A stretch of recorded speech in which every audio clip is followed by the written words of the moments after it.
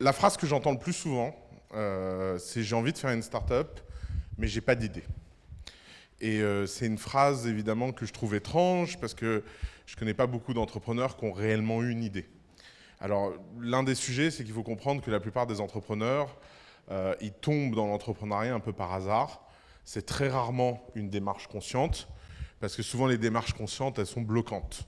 Quand les gens ils réfléchissent à c'est quoi mon projet, c'est quoi mon chemin, qu'est-ce que je vais faire dans les 18 mois qui viennent, c'est hyper paralysant parce que d'un seul coup, on est face à l'infinité des possibilités. Si on ne sait pas ce qu'on veut faire et que tout nous passionne, eh ben on peut tout faire. Et quand on peut tout faire, qu'est-ce qui se passe? En général, on ne fait rien. C'est un processus assez classique d'action, c'est que plus il y a de choix, et moins on arrive à faire de choix. Ça s'appelle le syndrome Tinder, by the way. C'est un des grands fléaux du monde contemporain. Alors, les idées, c'est quelque chose d'assez étonnant, parce que les idées, il n'y a pas si longtemps, ça avait beaucoup de valeur, et d'un seul coup, ça n'a plus de valeur. Et l'une des choses qu'on répète le plus souvent dans le monde des startups, c'est que les idées n'ont aucune valeur. Et alors, il faut comprendre pourquoi on dit ça. On dit ça parce que l'information, elle est devenue fluide. Les gens, souvent, n'ont pas compris ce que Internet avait changé au monde, et notamment parce qu'on vit avec Internet et on a beaucoup de mal à se souvenir à quoi ressemblait le monde avant qu'Internet existe. Et bien, avant qu'Internet existe, quand on voulait se renseigner sur un sujet, quand on voulait savoir ce qu'une entreprise à l'autre bout du monde faisait, c'était très très dur. Aujourd'hui, si vous voulez savoir ce qu'une boîte américaine ou chinoise ou je ne sais pas quoi fait, vous pouvez utiliser Internet. D'ailleurs, ça atteint des sommets. Nous, on a des boîtes dans The Family qui payent des gens à travers le monde pour aller faire des screenshots des produits privés de leurs concurrents. Et ils vont sur des plateformes genre Amazon Mechanical Turk ou je ne sais pas quoi, et ils trouvent des gens pour 10 dollars, 15 dollars, qui leur font tous les screenshots des produits concurrents pour qu'ils puissent comparer, copier, etc. Donc, Internet a commoditisé les idées, c'est-à-dire que ça a rendu quelque chose qui n'était pas fluide, rare et qui avait de la valeur en quelque chose que n'importe qui peut prendre, que n'importe qui peut trouver, et que tout ce qui est fluide et commun, eh ben, tout simplement perd en valeur. C'est simple offre et demande. Et quand on dit les idées n'ont pas de valeur, c'est parce qu'aujourd'hui, les idées ne font plus la différence. Vous ne pouvez pas réellement impressionner quelqu'un avec une idée. D'ailleurs, un des trucs très choquants que moi j'ai dans ma vie professionnelle, c'est de feinter l'enthousiasme quand les entrepreneurs viennent. Parce que quand les entrepreneurs viennent, ils vous présentent leur idée. C'est un peu comme les enfants quand ils vous montrent un dessin. Même si c'est le millième dessin d'enfant que vous voyez, vous avez envie de dire « Oh, c'est mignon !» Parce que si vous commencez à dire aux gosses « Ça va, je suis maîtresse, ça fait 30 ans qu'on m'en montre des dessins, petit mioche, ton dessin il est aussi pourri que les autres », c'est pas la bonne ambiance en tant que maîtresse. Parce que chaque enfant se sent unique. Et bien de la même façon, chaque entrepreneur se sent un peu unique avec son idée et pense que son idée est incroyable. Et nous, on a un phénomène, un biais un peu bizarre, c'est que c'est très, très rare, je dis pas que ça n'arrive pas, hein, mais c'est très, très rare qu'on se fasse pitcher une idée qu'on n'a pas déjà vue ailleurs. Parce que forcément, nous, on passe nos journées à faire trois choses. On passe nos journées à rencontrer des gens qui ont des idées. On passe nos journées à parler à des investisseurs qui ont vu des idées à travers le monde. Et on passe nos journées à benchmarker les idées sur 5 continents. Résultat, la probabilité qu'un jour vous ayez une idée que personne d'autre n'ait eue, elle est très faible. D'ailleurs, il y a un écrivain argentin que j'adore qui s'appelle Borges, qui a écrit un livre qui explique que tous les livres ont déjà été écrits et qu'en fait, chaque livre qu'on écrit n'est qu'une combinaison aléatoire de lettres dans un univers donné. C'est-à-dire que si vous avez 26 lettres dans l'alphabet et que vous générez de façon aléatoire des lettres, vous finiriez par réécrire tous les livres qui existent dans le monde. Parce que tout simplement, un livre n'est que la combinaison de lettres et d'espaces random, et donc tous les livres existent déjà mathématiquement. Tous les livres qui peuvent être écrits, tous les livres qui seront écrits, tous les livres qui ont été écrits existent déjà. Et ben c'est la même chose avec les startups. Toutes les idées que vous pouvez avoir, toutes les idées que les gens ont eues, toutes les idées qui peuvent exister, en quelque sorte existent déjà. Et en fait, le rôle d'un entrepreneur, c'est pas d'avoir une idée, c'est de rendre cette idée concrète et réelle. Donc la valeur, c'est l'exécution. La valeur, c'est comment on transforme quelque chose qui est un simple projet, un simple souhait, un simple désir, en quelque chose qui est concret, réel et qui fonctionne. Et ce travail de rendre les choses concrètes, c'est un peu comme le geste artistique. C'est-à-dire qu'il y a deux problèmes dans l'entrepreneuriat vis-à-vis des idées. La première chose, c'est que les idées, en anglais ça marche mieux, idea or bitch, parce que forcément, ce que vous imaginez n'est jamais ce que vous voyez. Donc il y a une espèce de distorsion terrible entre ce qui se passe dans votre tête et ce qui devient concret. Et d'ailleurs, c'est pour ça un truc très contre-intuitif que les entrepreneurs ne comprennent pas. C'est beaucoup plus simple d'exciter les gens sur quelque chose qui n'existe pas que quelque chose qui existe. Parce que qu'est-ce qui se passe quand quelque chose existe? Ça ne ressemble jamais à ce que les gens imaginent. À The Family, on a une blague, on appelle ça Minority Effect. C'est le fait que Minority Report Effect, c'est le fait que c'est comme dans le film Minority Report, vous savez, cette interface avec les doigts incroyables où il zoome, il fait des trucs comme ça, genre de truc qui n'existera jamais dans une interface parce que ça sert à rien. D'abord, personne n'est aussi beau que Tom Cruise, déjà. Donc vous, devant cette interface, vous auriez l'air beaucoup moins cool et beaucoup moins classe. Mais deuxièmement, en fait, ça sert à rien. Aucune interface n'a besoin d'autant d'effets. C'est marrant 3 jours, mais au bout de 3 semaines, c'est très chiant. Et le problème, c'est que quand vous décrivez votre idée à quelqu'un, les gens ont une sorte de Minority Report Effect. Vous dites, je vais faire une plateforme qui fait ABC, et le type imagine un vaisseau spatial. Puis vous revenez 4 semaines après avec votre MVP, et là, le mec, il regarde et fait ah ouais, j'imaginais pas ça comme ça. Et pourquoi? Parce qu'en fait, fabriquer une start-up, c'est un peu comme traverser un radeau, la Manche sur un radeau. Si vous allez et que vous dites à vos potes, je vais traverser la Manche sur un radeau, ou pire, l'Atlantique sur un radeau, si vous voulez faire une grosse boîte, il y a un phénomène un peu bizarre, c'est que vous êtes un héros le jour où vous l'annoncez. Donc imaginez, vous êtes fièrement sur la plage avec votre radeau, les gens viennent, prennent des photos, vous vous dites, voilà, moi je vais traverser, tout le monde passe et dit, waouh, il va traverser, il va être sur ce radeau, ce truc-là, waouh, c'est incroyable. Et puis quand vous êtes de l'autre côté et que vous avez traversé l'eau, vous êtes de fait un héros, vous êtes passé de l'autre côté. Mais quand vous êtes au milieu de l'eau, en train de pagayer, de galérer, qu'il fait froid, qu'il y a des vagues de 5 mètres, et que les mecs passent sur leur yacht et disent, vas-y, arrête de te faire du mal, monte et prends un CDI comme tout le monde, forcément, vous avez l'air bizarre. Vous avez forcément... Il y a toujours un moment où vous serez très seul et vous ne pouvez chercher que les ressources au fond de vous. Il n'y a personne qui peut vous aider dans ce moment-là. Il n'y a pas grand monde qui, à ce moment-là, peut comprendre ce que vous faites. Et pourquoi? Parce que les gens se sont arrêtés sur cette idée qu'est la traversée. L'idée de la traversée est beaucoup plus romantique que la traversée elle-même. Et c'est vrai dans plein de domaines. L'idée de la danse est plus romantique que l'entraînement qu'il faut pour danser. L'idée de la plupart des sports est beaucoup plus romantique que l'idée que le sport réel. Et parce que tout le monde a un storytelling et tout le monde cache les efforts qu'ils font lorsque personne ne les regarde. Un entrepreneur, il vient et dit, voilà, j'ai bâti ça dans la soirée. C'est un peu la blague de Mark Zuckerberg dans sa première interview quand il a lancé Facebook. Il a dit, voilà, l'université, ça fait 3 ans qu'ils en parlent. Moi, j'ai codé ça en 15 jours. Bon, bah, pour la petite histoire, il a passé 6 mois, nuit et jour à coder le truc. Mais si vous dites, j'ai passé 6 mois, nuit et jour, j'ai galéré, j'en peux plus, c'est quand même beaucoup moins, en termes de gestes et d'attrait, beaucoup moins sympa que dire, voilà, j'avais 15 jours de libre, j'ai fait ce petit truc. Et évidemment, ce storytelling, ensuite, il va distordre les gens qui veulent démarrer. Parce que les gens se disent, ah, mais si je ne le fais pas en 15 jours, Mark Zuckerberg l'a fait en 15 jours, si moi je ne le fais pas en 15 jours, alors je suis nul, alors je ne suis pas à la hauteur. Et le deuxième problème avec les idées, c'est que les idées, ça n'existe pas. Je m'explique. Le problème des idées, c'est que l'idée qu'on s'en fait est beaucoup plus floue que l'idée concrète qu'on en tire, qui elle-même est différente de la façon dont les gens le perçoivent et se l'approprient. Et alors, il y a un phénomène tout bête pour comprendre ça, ça s'appelle la réceptivité du lecteur. C'est la façon dont vous allez comprendre un livre alors que les mots sont exactement les mêmes. Faisons une petite expérience mentale. Imaginons que je vous donne tous le même livre, je vous donne tous le même temps, et je vous dis de lire ce livre. Et ensuite, je vous pose 5 questions sur le livre. Quelle est la probabilité que vous donniez toutes la même réponse? Elle est de 0. Pourtant, c'est le même livre, pourtant, c'est les mêmes conditions, pourtant, vous avez le même temps. Pourquoi? Parce qu'on est des machines à perception. Il y a des choses, par exemple, une anecdote que j'adore. Un jour, j'ai une amie qui me passe un livre.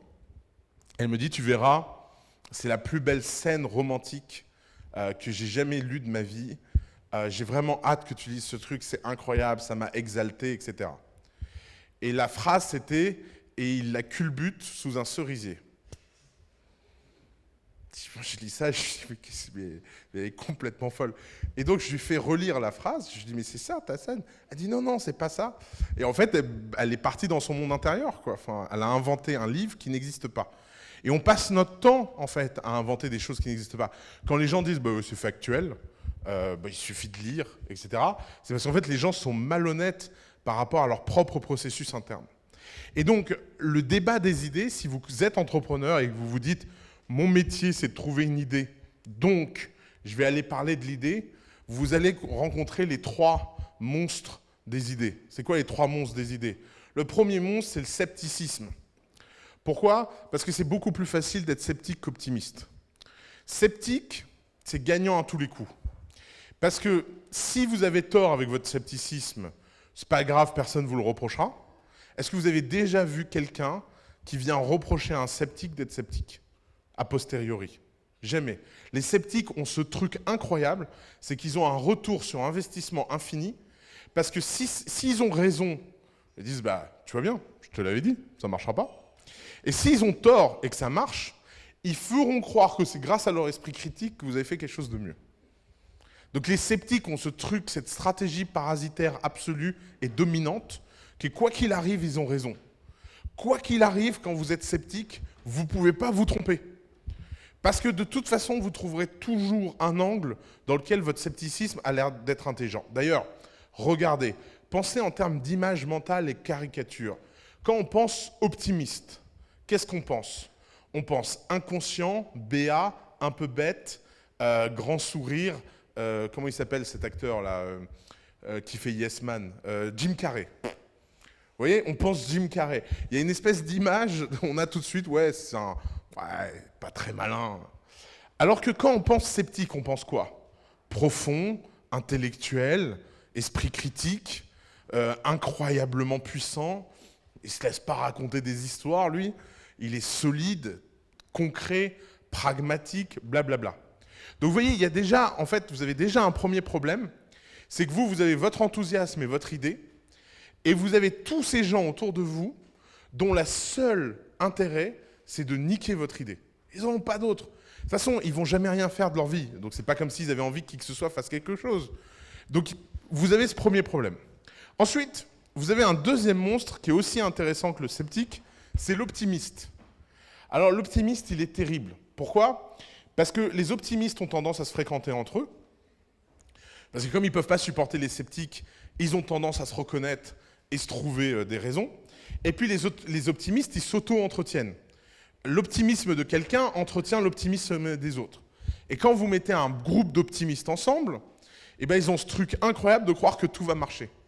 Alors, vous allez me dire, pourquoi ce serait mal? C'est mal parce que le problème, c'est que ça vous empêche d'avoir une approche réelle par rapport à votre idée, et ça vous empêche d'affronter les problèmes concrets de votre idée. Nous, on le voit à The Family, quand les gens viennent à The Family et rentrent à The Family et se font coacher à The Family, il y a au moins la moitié des gens qui détestent l'expérience, parce que nous, on a un truc qui s'appelle l'honnêteté brutale, où en fait, on dit, c'est génial ton truc, mais j'y crois pas une seconde, et je vais te montrer en fait tout ce qui va pas. Parce qu'on pense que c'est un processus où, en étant hyper violent avec les gens, on les confronte plus rapidement à la réalité, on les fait sortir de cette bulle de pessimisme et d'optimisme, qui sont dans les deux cas des distorsions, et on les fait rentrer dans le concret et dans le travail de type bon, bah, qu'est-ce que factuellement je peux faire pour que ça marche mieux? Mais c'est un process hyper violent. C'est pas un process qui va avec bravo, c'est formidable. Et notamment, je le vois souvent dans les groupes d'entrepreneurs sur Facebook où maintenant j'ai interdiction de participer. Je rigole. Oui, j'ai une femme qui maintenant on est au stade où si elle me voit commenter, elle vient m'engueuler. Parce que ça me rendait fou avant. Mais je me suis rendu compte que sur Internet, il fallait pas faire ça. Et en fait, ce qui se passe dans ces groupes-là, il y a toujours un mec pour venir poster un truc débile. Du genre, ouais, j'ai une idée géniale, l'électricité gratuite et illimitée pour tout le monde. Je cherche juste 3 stagiaires PhD en physique nucléaire pour le développer avec moi. Qui est in? Je sais pas, personne. Et là, vous voyez des dizaines de commentaires, et il n'y en a pas un intéressant. Pourquoi? Parce qu'il y a Monsieur Sceptique qui vient et qui dit « Oui, alors attention, l'énergie illimitée et gratuite, moi je pense pas que c'est possible. Bon, encore, beaucoup d'énergie pour pas cher. Je dis pas. Mais énergie illimitée et gratuite, c'est un mensonge. » Puis il y a l'optimiste, bah ça va, et Elon Musk, on lui avait dit que c'était impossible, et il a envoyé une fusée, et la fusée elle est revenue. Ah, vous regardez ça, et il n'y en a pas un pour dire au mec, va passer un diplôme en physique nucléaire, après tu parleras mon petit. Il n'y a pas un mec pour dire au mec, mais attends, concrètement, t'as fait quoi? Qu'est-ce que concrètement t'as fait de ta vie pour croire que tu avais le droit de venir nous expliquer à quoi ressemblerait l'énergie du futur? Et là commence le troisième ennemi, c'est la malhonnêteté. Pourquoi? Parce qu'on est tous, au fond, élevés pour être gentils. Notre éducation, à titre individuel, nous prépare pas du tout au monde entrepreneurial. Rappelez-vous quand vous êtes petit. Quand vous êtes petit et que vous êtes à la maternelle, s'il y a quelqu'un qui dit un truc complètement con, vous n'avez pas le droit de lui dire que c'est complètement con. C'est pas constructif, c'est pas sympa, c'est pas empathique, c'est pas tout ce que vous voulez. Et donc, et attention, hein, Dieu merci, hein, qu'on ne vit pas dans une société entrepreneuriale tous les jours. Donc on a tous appris à être polis, à faire attention aux autres, à pas blesser les autres, etc. Ce qui pose problème en fait, parce que quand vous êtes entrepreneur, ça devient en fait quelque chose de très dangereux. Parce que quand vous demandez l'avis des gens sur votre idée, qu'ils soient sceptiques ou optimistes, de toute façon, ce sera toujours distordu par la relation sociale. Et c'est comme ça que vous finissez avec des gens qui lisent Lean Startup. Dedans, ils apprennent qu'il faut aller faire des interviews avec des gens. Ils parlent à 10 potes. Ça donne un truc du genre « Ouais, je veux faire un réseau social pour chiens. » Et les gens répondent « Ah ouais, trop cool. Bon, moi, je pense pas que mon chien en a besoin, mais ouais, je vois bien le truc. » Et boum, les mecs peuvent passer 10 ans de leur vie à faire un réseau social pour chiens dont tous les chiens de la planète se foutent. Parce qu'aucun chien veut aller sur un réseau social, c'est un chien. Enfin, s'il avait parlé à un chien, il le saurait. Mais non, il n'a pas affronté le feedback utilisateur pour de vrai. Il a simplement créé une bulle de mensonges, de distorsions, dans laquelle il s'emprisonne. Et c'est pour ça qu'en fait, les idées, c'est tellement dangereux. Les idées, comme c'est pas réel, on peut passer des années à en parler. Ce qui par contre est réel, c'est la transformation d'une idée en quelque chose de concret. Et ce processus-là, c'est le processus entrepreneurial. Et ce qui est incroyable avec ce processus, c'est que c'est un processus continu. Très bizarrement, on dit « j'ai eu une idée, j'ai fait une boîte ». C'est très bizarre. Prenons par exemple, je sais pas, moi, toutes les entreprises que j'ai construites dans ma vie, j'ai jamais eu une idée. J'ai eu 400 idées. Il y en a peut-être 300 qui ont été implémentées dans la même entreprise. Sur les 300 qui ont été implémentées, il y en avait peut-être 20 qui marchaient. Et sur les 20 qui marchaient, il y en avait peut-être une qui faisait la différence. Parce qu'en fait, une entreprise, c'est jamais une idée. C'est une collection d'idées sur plein de sujets. Vous pouvez avoir des idées sur comment gérer votre marketing, vous pouvez avoir des idées sur comment gérer votre production, vous pouvez avoir des idées. Et en fait, les idées, c'est un processus continu et foisonnant. Ce dont vous avez besoin, c'est d'être ouvert d'esprit. Ce dont vous avez besoin, c'est d'être capable de développer des idées. Mais vous n'êtes pas à la recherche de l'idée. Parce que si vous êtes à la recherche de l'idée, la seule, l'unique, la vraie, c'est catastrophique. Ça ne fonctionne pas. Alors, la question c'est, ok, très bien, j'ai compris, l'exécution c'est hyper important, l'exécution c'est ce qui fait la différence, mais comment je trouve la première idée sur laquelle démarrer?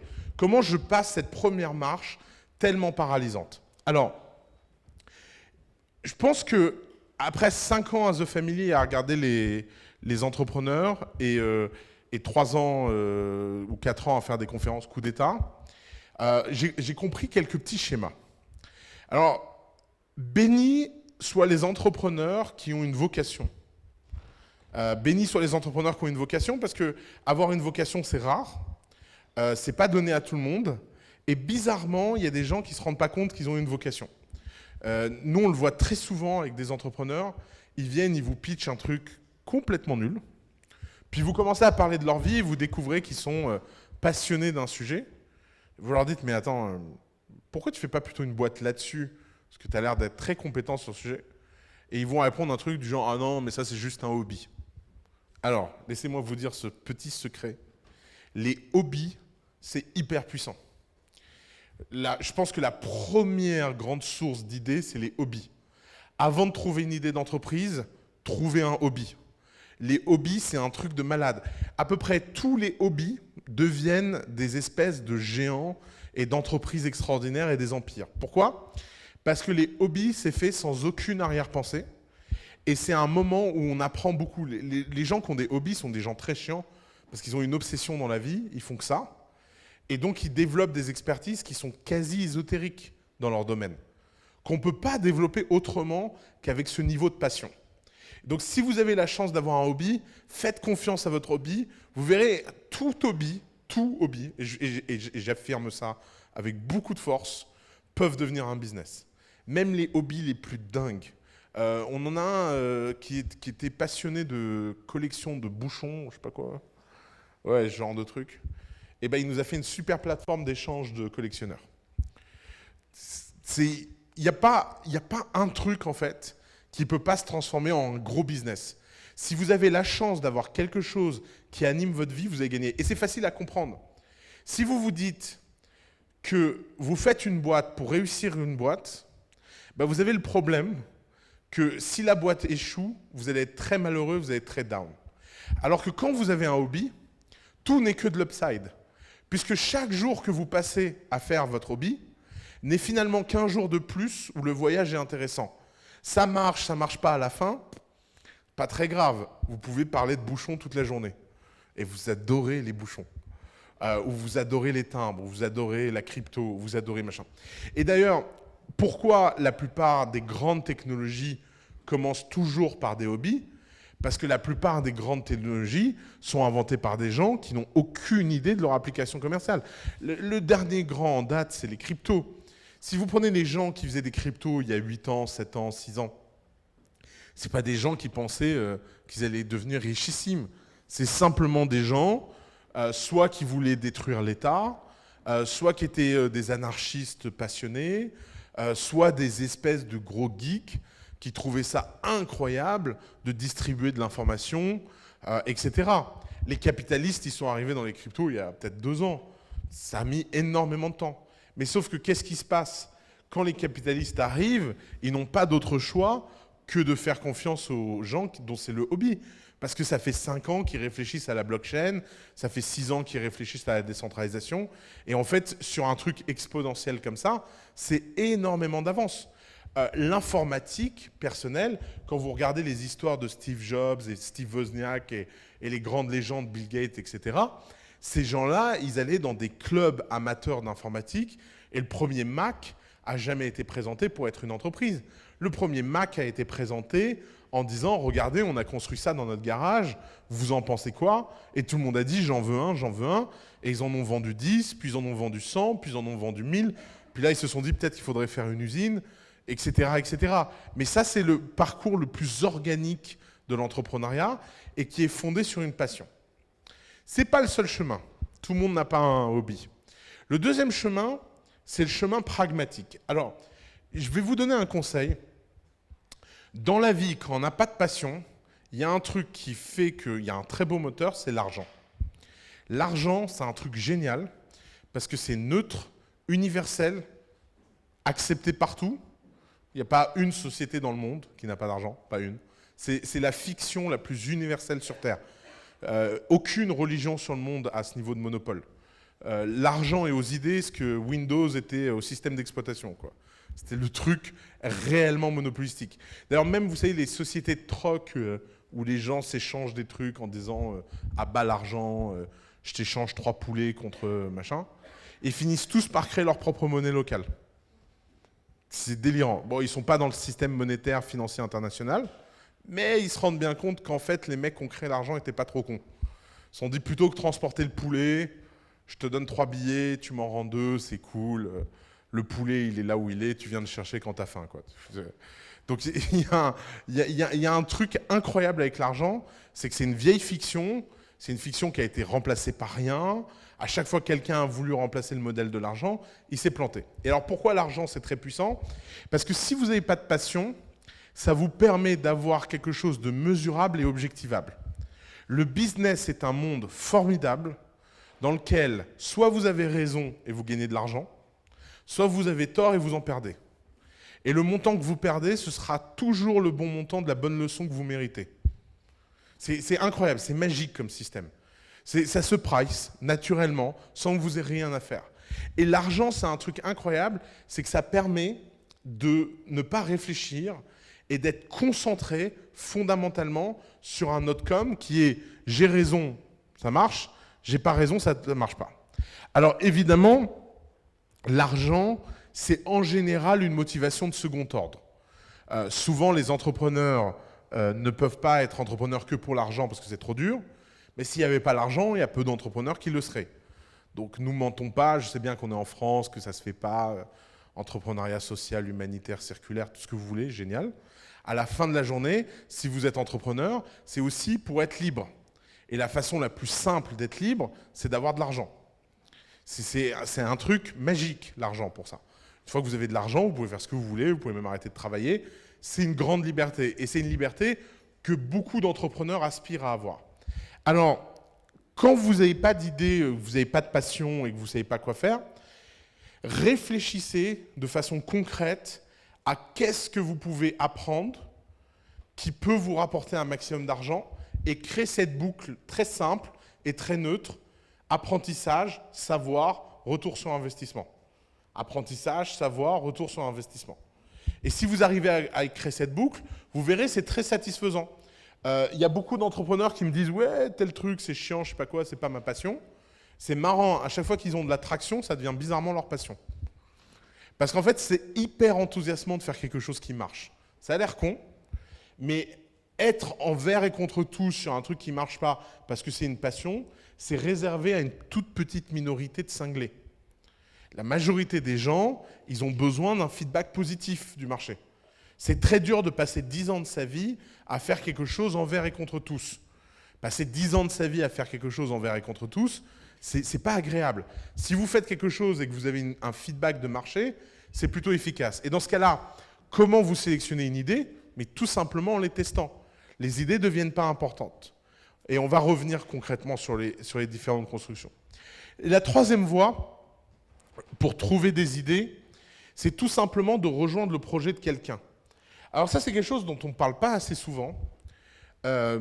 Si vous prenez la voie 1, la voie des gens qui sont passionnés, etc., vous pouvez vous dire que ça peut être hyper intéressant d'aider quelqu'un à réaliser sa vision. Par exemple, je vais vous donner un petit secret que je ne raconte pas très souvent. Moi, j'y croyais pas du tout à The Family. Mais vraiment pas. Moi, le jour où j'ai appris que j'allais faire un incubateur, c'est un des pires jours de ma vie. Hein. J'étais là, putain, fais chier, on va jamais gagner de pognon. C'est le boulot le plus ingrat du monde, en fait, d'aider des entrepreneurs. Les gens qui veulent mentorer des entrepreneurs, c'est parce qu'ils savent pas ce qu'ils font. Moi, je les connais, les bestioles. C'est quoi un entrepreneur? En général, c'est un mec qui écoute personne, qui est persuadé d'avoir raison envers et contre tous. Et puis, en plus, quand il se prend le mur parce qu'il a eu tort, il vous en veut de lui avoir dit qu'il allait se prendre le mur. Donc, en fait, c'est perdant, perdant, perdant. Le problème que j'avais, c'est que j'avais vraiment envie de faire un truc avec Alice. Et Alice, elle était à fond dans sa colonie de vacances. Elle avait un truc, ça s'appelait le camping, qui est devenu le Nouma. Elle faisait des trucs, des démodés, des accélérations. Il y avait des entrepreneurs. Et quand on rentrait là-dedans, il y avait une énergie incroyable. Moi, ce qui me fascinait, c'était l'énergie d'Alice. Et donc, quand Alice me dit « Ouais, on va faire la même chose en privé, en mieux et tout », je me disais « Putain, on va vraiment faire ça ?» Et ce qui est dingue, c'est qu'en fait, c'est libérateur de travailler pour la passion de quelqu'un d'autre. Pourquoi? Parce que vous pouvez être très froid. Qu'est-ce qui se passe? J'ai commencé à démonter le truc. J'ai commencé à me dire « Ok, très bien. Si on veut faire un truc qui marche, qu'est-ce qu'on peut faire que personne d'autre ne fait? Qu'est-ce qu'on peut casser que les autres ne font pas? Pourquoi 99% des accélérateurs et des incubateurs ont tous le même modèle dans le monde? Tout simplement parce que personne n'a compris le modèle original. Le modèle original, il a été créé par Y Combinator et Paul Graham. Quand Y Combinator et Paul Graham créent ce modèle, ils ont un contexte et un marché qui est la Silicon Valley, qui est un contexte unique. Vous pouvez pas juste... C'est pas parce qu'il y a des mecs qui montent sur scène et qui parlent avec des mots-clés et des buzzwords que ça devient la Silicon Valley. Non, la Silicon Valley, c'est quelque chose d'invisible, de profond. C'est le seul endroit au monde où on peut mettre de l'argent sur quelque chose qui n'existe pas et qui peut-être se plantera dans un an sans aucun regret. C'est ça le grand secret de la Silicon Valley. La Silicon Valley, le secret, c'est que c'est le seul endroit au monde où il y a plus d'argent que de projets. Partout dans le monde, les projets galèrent pour avoir de l'argent. La Silicon Valley, c'est une infrastructure où il y a plus d'argent que de projets. Qu'est-ce qui se passe quand il y a plus d'argent que de projets? Les règles, elles changent. D'un seul coup, les héros, ça devient les entrepreneurs. D'un seul coup, le pitch devient hyper important parce que c'est le pitch qui attire des montagnes d'argent. Et les investisseurs deviennent des cheerleaders parce qu'elles ont peur de se mettre à dos, les entrepreneurs. C'est tout bête, la Silicon Valley. C'est une simple structuration économique d'une contrainte qui est qu'il y a trop d'argent, pas assez d'entrepreneurs. Et je peux vous dire qu'il y a vraiment, vraiment beaucoup d'argent. La vallée investit plus dans les startups que la somme de tous les autres écosystèmes dans le monde. Ça fait toujours rire quand les mecs sont là. Ouais, c'est où la prochaine Silicon Valley? Nulle part. C'est comme ça. Les phénomènes dominants, ça ne se reproduit jamais. Dans l'histoire de l'humanité, quand la Renaissance est apparue, la Renaissance française n'a rien à voir avec la Renaissance italienne. Personne n'a jamais réussi à refaire la Renaissance italienne. Vous allez en Italie aujourd'hui, 90% de ce que vous voyez a été créé à la Renaissance. Vous imaginez qu'en moins de 150 ans, les mecs ont créé une industrie du tourisme qui perdure depuis 5 siècles et demi et qui est intacte. C'est ça en fait un phénomène exponentiel. C'est que vous n'avez pas un artiste, vous avez des milliers d'artistes. Vous n'avez pas une statue, vous avez des dizaines de milliers de statues. Et de la même façon, la renaissance de la vallée sur les startups, si vous voulez faire un truc ailleurs, vous ne pouvez pas copier. Et alors, pourquoi les gens copient? Parce que les gens pensent que le modèle est la cause de la réussite. Ils ne se rendent pas compte qu'en fait, un modèle est la conséquence de la réussite. Pourquoi on fait des démodés dans la vallée? Pourquoi on fait monter les gens sur scène pour pitcher? Mais tout simplement parce qu'il y a trop d'argent. Si vous faites la même chose, qu'est-ce qui se passe dans tous les démodés en Europe et dans toutes les présentations investisseurs? Les mecs, ils viennent, ils annonnent leur pitch. Gna, gna, gna, gna, gna, gna, gna. En plus, ils n'ont pas la chance d'être américains, parce que les Américains, c'est un truc extraordinaire en pitch. Ils vous pitcheraient vous-même, vous diriez « Putain, je suis trop cool ». Putain, je trouvais que j'étais vraiment mal dans ma peau, mais maintenant, depuis qu'il m'a pitché, je me sens mieux. C'est ça, dès que vous avez l'âge de 5-6 ans, vous faites des show and tell. C'est une éducation assez profonde au storytelling, en fait. Et donc, vous arrivez sur scène, vous pitchez, et il y a plein d'argent. Et donc, les gens, ils se battent. Vous faites la même chose en Europe, qu'est-ce qui se passe? Un mec dit, je sais pas, ça a l'air compliqué quand même. Et le marché, et le business plan, et la case Excel F32, qu'est-ce qui se passe là-dedans? Pourquoi si je change F16, F32 ne change pas? Et les mecs, ils se disent, mec, il y a une arnaque là, je n'ai pas compris. Pourtant, j'ai tout fait pareil, j'ai monté sur scène, j'ai regardé au loin, j'ai dit, I'm an entrepreneur, I'm here to disrupt something big, and you will make a lot and lot and lot of money. Ok, super.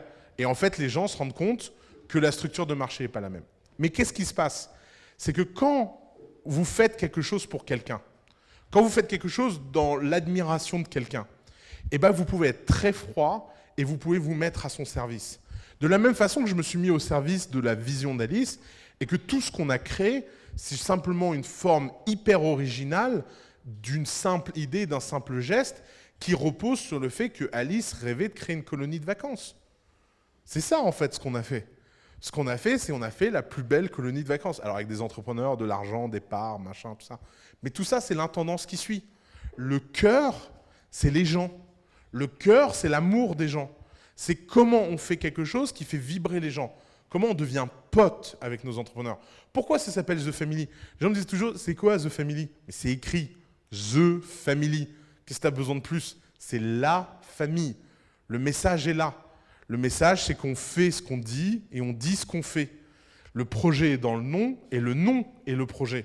C'est comment vous créez ce sentiment d'appartenance quasi rationnelle, c'est un peu secte, où les gens se disent « Ok, c'est l'endroit où j'ai envie d'être, c'est les gens avec qui j'ai envie d'être, et c'est l'endroit où j'ai envie de tester des choses, de faire des choses, parce que j'ai l'impression que les gens me ressemblent. Et donc, vous pouvez réinventer le modèle de zéro. On n'a pas de démodé, on n'a pas de batch, on n'héberge personne, on n'a pas de fonds d'investissement, on n'est pas un VC. Souvent, les gens disent « mais je ne comprends pas, vous faites quoi ?» Ben justement, c'est ça qui est intéressant. C'est qu'on fait quelque chose de tellement unique que c'est dur à décrire. Et ça, c'est un niveau où je vous souhaite tous de l'atteindre un jour, c'est que la plupart des bonnes idées sont indestructibles. Si je vous dis Amazon, c'est quoi ? Vous allez dire, c'est un site de e-commerce. Pas tout à fait. Plateforme de logistique? Pas tout à fait. Boîte dans l'IA? Pas tout à fait. Data center? Pas tout à fait. Et en fait, Amazon, c'est des centaines de choses dans une combinaison hyper rationnelle. Mais vous ne pouvez jamais créer un objet aussi complexe. Un objet complexe est impossible à décrire, a posteriori. Par contre, il est impossible à construire a priori. Jeff Bezos, il ne s'est pas installé dans un fauteuil et il n'a pas fait un schéma de tout ce que Amazon peut être en disant « alors, on va vendre des livres, quand on aura dépassé le milliard de profits dans les livres, on va utiliser pour lancer 10 nouveaux produits. Là, ça nous permettra de financer une infrastructure de serveurs qu'on louera à d'autres entreprises pour récupérer leurs data, savoir quelle boîte se vend le mieux sur Amazon et permettre de lancer ses produits en propre. D'ailleurs, on connaîtra les meilleures usines, on les achètera, comme ça on fera plus de marge et ça nous permettra de faire pas de marge sur les produits de consommation courante, beaucoup de marge sur les produits à faible volume et on va gagner une tonne de fric dans 20 ans. Voilà, c'est mon business plan, les gars. Non, Jeff Bezos, il a fait comme tout le monde, il s'est dit, tiens, est-ce que je peux vendre un livre? Ah, c'est marrant, les gens, ils ont acheté mon livre. Mais pourquoi ils ont acheté mon livre? Ils sont fous, les gens, ils ne me connaissent pas. Bezos raconte cette blague que j'adore, c'est qu'il s'est dit que le premier client d'Amazon, la première fois qu'un mec a commandé un truc sur Amazon, c'était un fou. Il dit, personne ne me connaissait, et il y a un mec qui arrive, il met sa carte bleue, et il attend de se faire livrer un livre, et il reçoit le livre, et il fait un petit email, « Ah, merci beaucoup, très bien emballé. » Et il s'est vraiment dit, les gens, ils sont fous. Moi, je ne commande pas. Vous connaissez la première version du site Amazon? C'était une page HTML où il fallait faire CTRL F pour trouver dedans, et il y avait tous les livres du stock sur une seule page, en scroll. C'est ça, la première version de Amazon. Et après, les gens, ils racontent n'importe quoi. Jeff Bezos, le visionnaire, Jeff Bezos... Mais Jeff Bezos, le visionnaire, ça se construit. Si un jour vous avez 100 milliards sur un compte en banque, vous verrez un truc assez magique, c'est que d'un seul coup, le monde entier vient vous donner des idées. D'un seul coup, le monde entier vient vous éduquer, et d'un seul coup, vous avez accès aux gens les plus intelligents du monde, et donc vous avez l'air d'être super intelligent. Mais c'est un processus organique, en fait. Personne ne démarre comme ça. Personne ne démarre en étant Jeff Bezos. On devient Jeff Bezos. On devient Mark Zuckerberg. Et la question, c'est à quel point vous avez et à quel moment vous avez envie de vous arrêter dans la courbe. Parce que est-ce que personne n'a vraiment envie de vivre comme il vit, tu vois? C'est quand même des vies timbrées. Donc c'est des choix personnels qui sont très profonds. Mais aucun de ces choix ne tient en fait à une idée. Amazon, c'est des centaines, de dizaines, des milliers d'idées qui se combinent, qui s'entrecroisent, qui meurent, qui testent. C'est des choses qui ont marché, des choses qui n'ont pas marché. C'est des visions a posteriori. Ils ont fait des choses en croyant A, et en fait, ils découvrent que ça fait B. Et après, ils disent à tout le monde, ouais, on a eu le plan de faire B. Parce qu'en fait, tout ça, c'est la réalité. Et la réalité, c'est complexe. Et il y a une seule façon de créer une idée complexe, et il y a une seule façon de créer une idée vraiment enthousiasmante, c'est de faire des choses et de laisser la réalité l'affiner. C'est un peu comme un processus de poterie où les mains, c'est le marché. Vous savez, la fameuse main invisible. Vous êtes la terre et vous proposez de l'argile. Et en fait, les mains invisibles du marché vont donner une certaine forme à votre poterie. Et c'est ça, en fait, être entrepreneur. C'est être dans ce processus permanent de poterie. C'est pas être sur une chaise, fermer les yeux et imaginer quelque chose qui un jour existera. Ça, tout le monde peut le faire. Ce que tout le monde ne peut pas faire, c'est de créer des choses. Alors, concrètement, où c'est qu'on peut trouver des idées? Ben, en fait, les idées, il y en a partout autour de nous. D'abord, la chose la plus simple que vous pouvez faire, et je la recommande à tous les first-time entrepreneurs, et d'ailleurs à tous les entrepreneurs expérimentés le savent, c'est que la façon la plus simple de lancer quelque chose, c'est de copier. Alors Picasso avait cette phrase incroyable qui disait les grands artistes copient, les génies volent, et vous devez vous en faire vôtre dans l'entrepreneuriat. Alors je m'explique. Il y a un problème avec la copie, c'est que pendant très longtemps, on a confondu copie et clonage. Rocket Internet est un bon exemple de ça. Rocket Internet ne copie pas les boîtes, Rocket Internet clone les boîtes. Et cloner, c'est épuisant. Parce que cloner, ce n'est pas un processus actif et c'est surtout pas un processus créatif. Si vous clonez quelque chose, vous avez deux problèmes. Un, c'est un processus passif, parce que vous devez toujours attendre que l'autre fasse quelque chose pour le faire vous-même. En plus, c'est un processus très coûteux, parce que vous pouvez cloner les erreurs des autres, malgré votre bon jugement. Donc, regardez le nombre de boîtes que Rocket Internet a clonées, avec ce processus incroyable où la boîte se lance, Rocket se lance, la boîte lève sa A, Rocket lève sa A, la boîte lève sa B, Rocket lève sa série B, et puis ensuite la boîte fait faillite, Rocket fait faillite. C'est fabuleux comme process en fait. Parce que le clonage, c'est épuisant.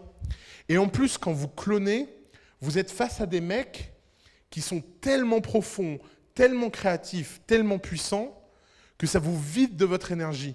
C'est ce qui s'est passé avec Airbnb. Vous imaginez ce que c'est cloner Brian Chesky? C'est infaisable. Le mec, il a sans doute une vue à 200 ans de ce que Airbnb peut être. Il a vécu 3 ans dans des Airbnb. Tous les jours, il a une nouvelle idée. Tous les jours, il veut faire un nouveau truc. Et vous êtes là et vous clonez. Mais c'est insuivable. Vous ne pouvez pas imiter cette énergie de l'extérieur. Ça, c'est le genre d'énergie qui viennent de l'intérieur.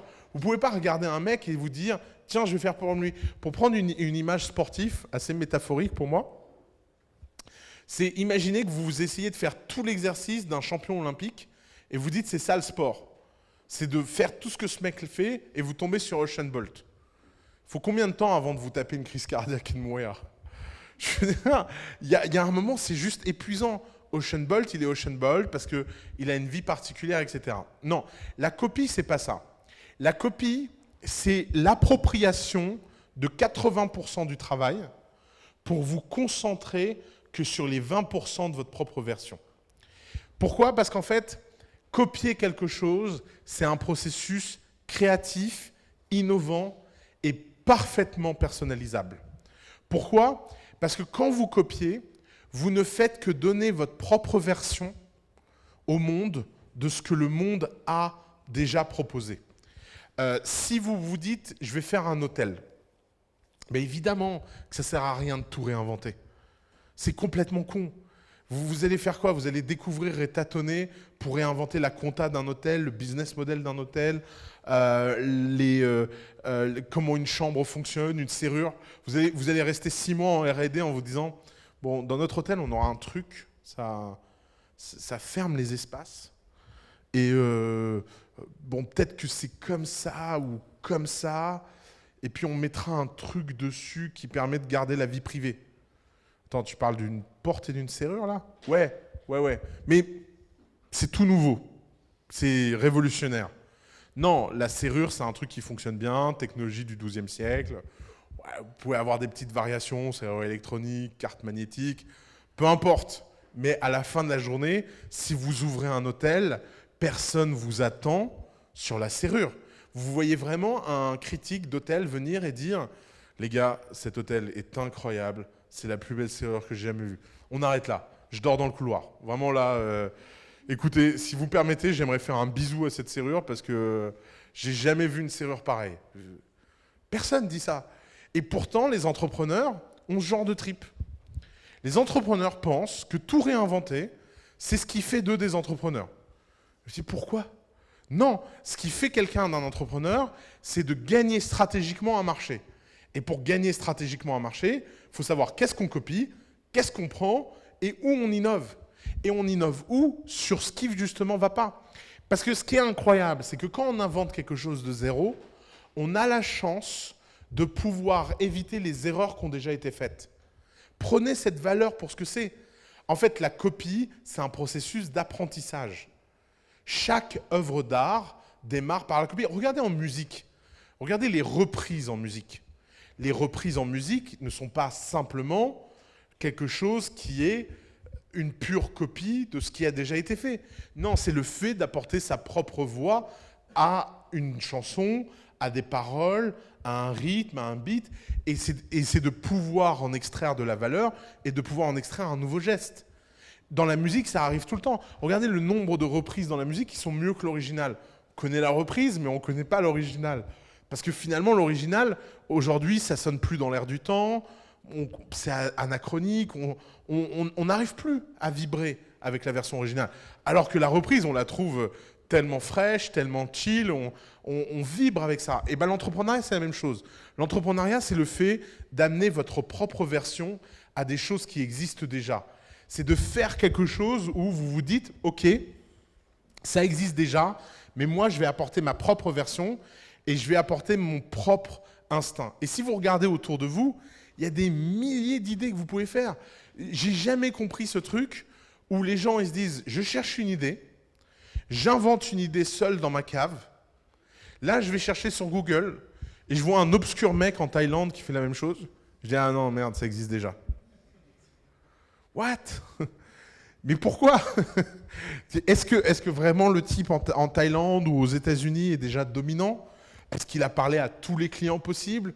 Est-ce qu'il a fait tous les segments? Est-ce qu'il machin? Enfin, vous n'imaginez pas l'argent qu'on peut faire à partir du moment où on s'enlève cette espèce de poids mythique de l'originalité ultime. Comme si le jeu, c'était de faire quelque chose que personne n'avait jamais fait. Quand on fait quelque chose que personne n'a jamais fait, c'est simplement qu'on est ignorant. C'est qu'on ne sait pas tout ce qui a été fait. D'ailleurs, by the way, je peux vous donner un petit conseil. Il y a un petit test qui marche à tous les coups.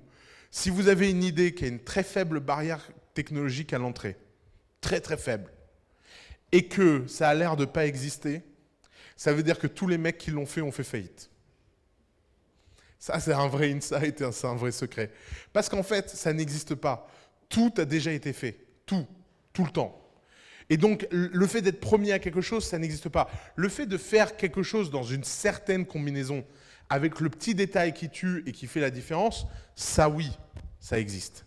Mais c'est pour ça que copier, c'est un processus noble. Et d'ailleurs, dans l'art, pendant très longtemps, à l'époque où les artistes avaient encore des formations, la formation classique d'un artiste, c'était de copier les grands chefs-d'œuvre.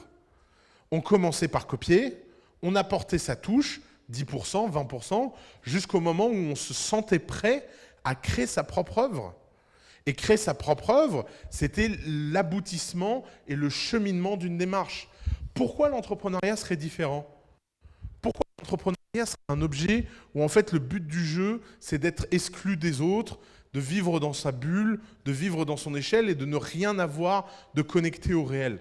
Bien sûr que si, l'entrepreneuriat c'est comme l'art. Il n'y a aucune différence entre le geste artistique et le geste entrepreneurial. La probabilité de faire un chef-d'œuvre du premier coup, du premier trait, n'existe pas. Personne ne construit un chef-d'œuvre comme ça. Et même les grandes idées autour de vous. Est-ce que Facebook, c'est Facebook? Est-ce que vous vous souvenez de ce que c'était Facebook il y a 10 ans? Est-ce que vous arrivez ne serait-ce à imaginer étape par étape le processus par lequel Facebook est passé pour devenir Facebook?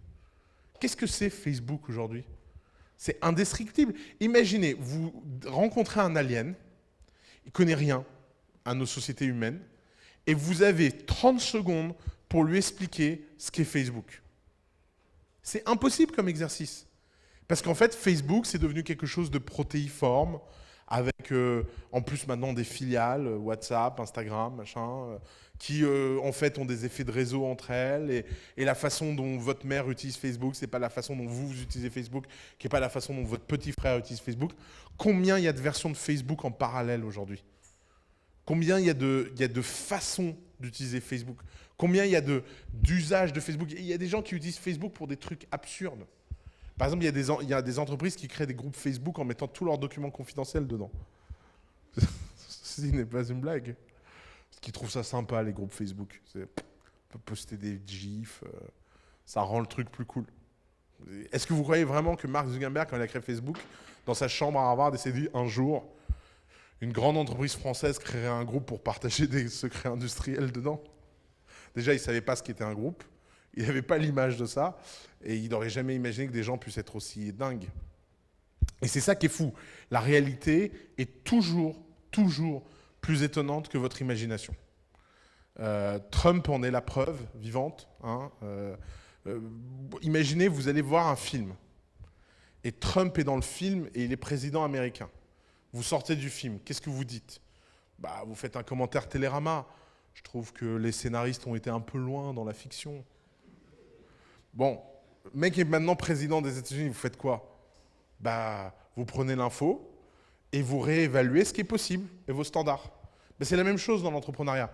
Les idées ne sont pas réelles puisque les idées n'en sont que ce qu'on en fait et la façon dont les gens les réceptionnent. Et des fois, les gens réceptionnent des idées de façon très différente. Un des exemples qui m'a le plus fasciné dans l'histoire du monde, c'est Flickr. Alors, c'est une vieille boîte. Je pense que beaucoup de gens ici ne savent même pas ce que c'est, mais c'était un truc où on postait des photos. C'est un peu le premier MySpace avant MySpace, une sorte de réseau social où on postait des photos. Et en fait, ça a été créé à l'origine. Vous jouez à un jeu vidéo et vous prenez en photo le résultat, votre scoreboard, parce qu'à l'époque, les jeux ne sont pas en réseau, et vous le postez sur Internet pour vous la péter. Ouais. Et ça a levé 5 millions de dollars. Hein. Quand je vous dis que dans la vallée, il y a plus d'argent que d'idées. Et donc, qu'est-ce qui s'est passé? Les gens, ils ont vu ce truc. Ils se sont dit, what the fuck? Par contre, c'est assez marrant. La techno est pas mal pour mettre mes photos de vacances. Donc, qu'est-ce qu'ils ont fait, Flickr? Ils ont embauché une dizaine de modérateurs dont le seul boulot était de traquer les mecs qui utilisaient Flickr pour mettre leurs photos de vacances en leur disant « Ici, c'est une plateforme pour les jeux vidéo, dégage ». Et puis en fait, c'est devenu tellement dingue qu'ils ont dû embaucher 10 modérateurs de plus. Et un jour, ils ont eu cette conversation en board.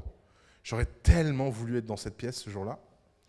Où leur invest leur dit « Attendez, je ne comprends pas les gars, c'est qui tous ces modérateurs que vous embauchez là ?» Il dit « Ouais, les gens, c'est des connards, ils mettent leurs photos de vacances. » Leurs photos de vacances? Ouais, mais combien de gens mettent leur score de jeux vidéo?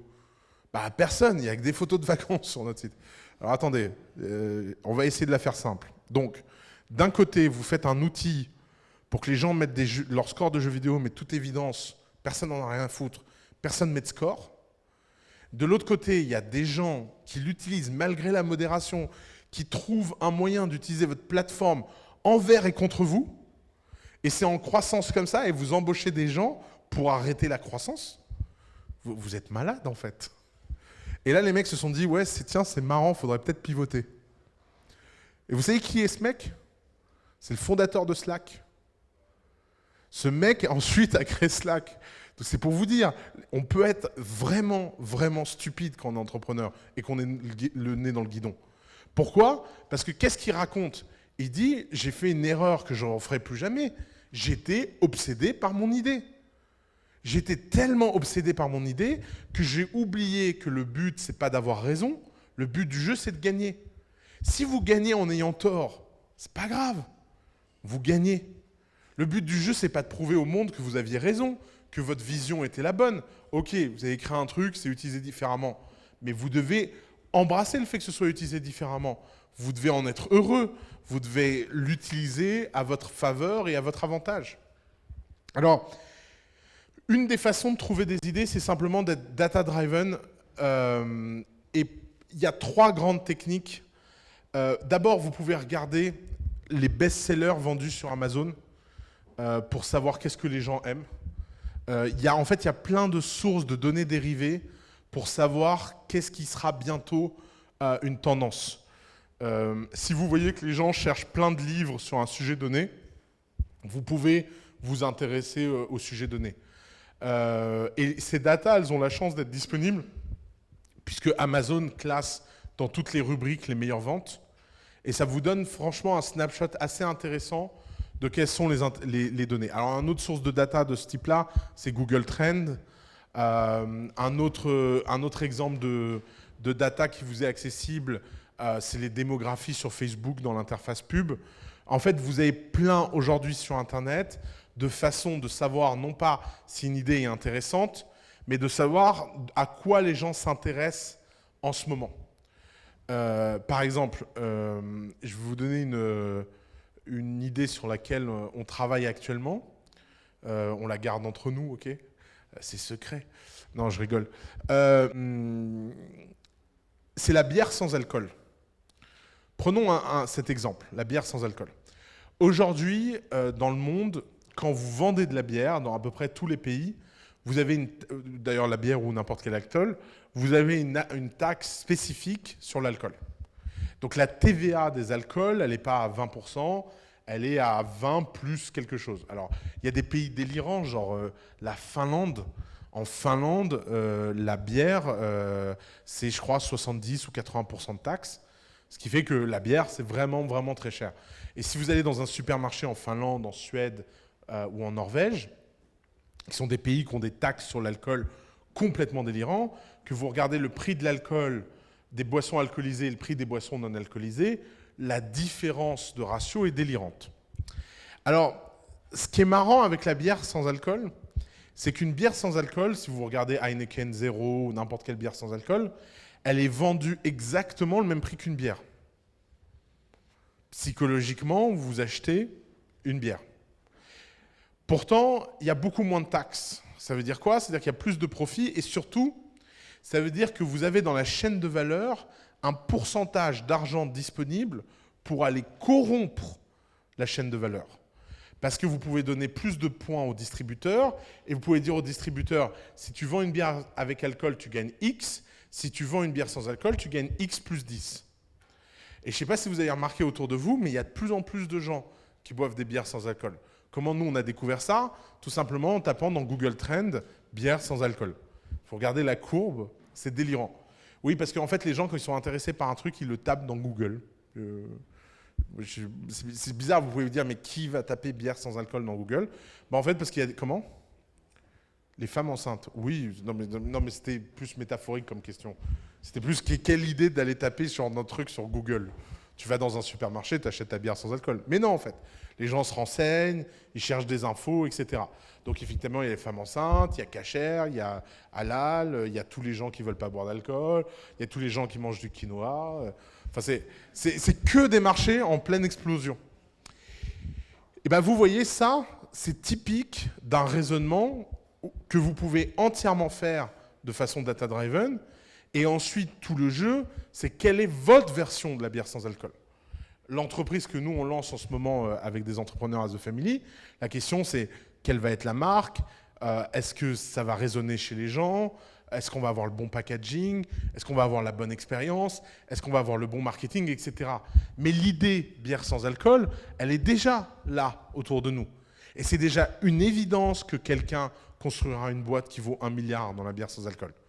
Il n'y a pas besoin de réfléchir. Le product market fit, il est évident. La structure de coût, elle est évidente. La structure de marge est évidente. Et le pricing est évident. Vous voyez, il n'y a pas besoin de réfléchir à tout ça. La seule chose sur laquelle vous avez besoin de réfléchir, c'est le marketing, le nom, la marque, etc. Parce que c'est là où, en fait, vous pouvez faire toute la différence. Et c'est là où vous donnez votre propre version des choses, votre propre ambiance. Et regardez Red Bull, c'est un très bon exemple de ça. Imaginez, pour rester dans les boissons, vous êtes un entrepreneur et vous goûtez Red Bull. Vous dites quoi? Vous dites c'est trop bon? Non, vous dites c'est dégueulasse ce truc. Maintenant, imaginons que vous faites un focus group avec 20 personnes. Et vous dites bonjour, j'ai décidé de lancer une boisson festive pour la nuit. D'ailleurs, j'aimerais vous faire goûter la boisson. Et vous mettez tout ça dans un verre et vous faites goûter aux gens. À votre avis, quelle est la probabilité que les gens disent « Ah, intéressant, ce petit goût amer, qui a l'air tellement chimique, c'est exactement ce que je cherchais. » Bon, qui ici boit du Red Bull? Non mais faites pas semblant les gars. Toi, je t'ai repéré, toi. Lève la main. Évidemment, en fait, on a tous fini par boire un Red Bull parce qu'on a tous fini par croire à cette histoire que c'était une boisson énergisante. D'ailleurs, le fait qu'elle soit dégueulasse, ça participe au produit. On se dit, ça marche, ce truc. C'est pas possible qu'autant de gens en boivent en étant aussi dégueulasse si ça ne marche pas.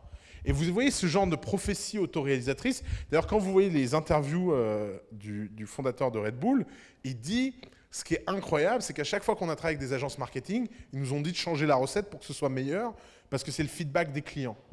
Mais les clients, ils ne savent pas ce qu'ils veulent. Et c'est le problème avec les idées. Le problème des idées, c'est qu'on ne peut pas discuter des idées. Si vous demandez à un type qui a une Porsche, qu'est-ce qu'on pourrait faire de mieux, il vous construit une Volvo. Mais une fois qu'il a construit la Volvo, il n'en veut plus. Parce qu'en fait, il voulait une Porsche. Mais ça, il ne le sait pas. Et pourquoi il veut une Porsche? Pas parce que la Porsche est une voiture confortable. Non, tout simplement parce que la Porsche, ça envoie un message, ça envoie un signal. Et en fait, c'est ça le talent d'un entrepreneur. Le talent d'un entrepreneur, c'est de rendre quelque chose qui est indescriptible, réel. C'est indescriptible, Red Bull. Qu'est-ce que vous voulez aller décrire Red Bull? Reprenons l'expérience de l'alien de tout à l'heure, pauvre alien. Après s'être tapé 30 minutes avec vous sur Facebook, maintenant il vous demande c'est quoi Red Bull? Oh. Alors, c'est à des nutriments? Ah, pas vraiment. C'est bon pour la santé? Non, c'est même d'ailleurs plutôt déconseillé quand on a des problèmes de cœur. D'ailleurs, même quand on n'a pas de problème de cœur, apparemment ça en produit.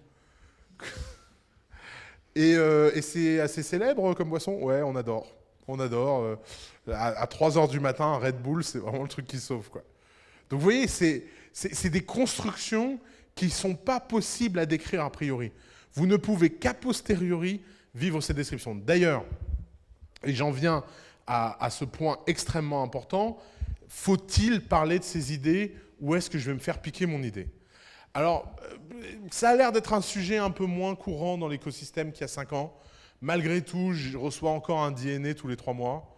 Alors, juste un truc, les idées, ça ne se pique pas. Puisque de toute façon, les idées, si quelqu'un veut vous la piquer, il vous la piquera au lancement, 6 mois après, 3 ans après. Peu importe, il y a toujours un moment pour piquer une idée. Et les gens n'imaginent pas à quel point il est toujours possible de faire une boîte. Par exemple, vous connaissez la deuxième plus grande boîte de smartphones française? Quelqu'un peut me citer la deuxième marque la plus vendue en smartphone en France? Wiko. Qui m'a cité Wiko? Ouais, t'as un Wiko ou pas? Non. Qui a un Wiko ici? Ok, qui connaît Wiko? Voilà. Wiko, ça a été créé à Marseille il y a 4 ans. 4 ans. Ça vient d'être vendu pour 2 milliards à des Chinois. Dans le genre unicorne française dont on ne parle pas. Le mec avait 100% de la boîte, hein, il n'a jamais levé de fonds. Juste, je vous laisse imaginer ce que ça veut dire. Et le mec, il a créé ça à Marseille. Enfin, j'ai rien contre Marseille, hein, mais... Et le mec est le deuxième vendeur de téléphones portables en France. Deuxième. Et il n'y a pas un mec dans cette pièce qui a un Wiko. Imaginez la fragmentation de ce monde. Imaginez le niveau de distorsion de réalité dans lequel on vit. Vous êtes il y a 4 ans dans une pièce avec ce type et il vous dit « Ouais, j'ai une super idée, je vais lancer une marque de smartphone. »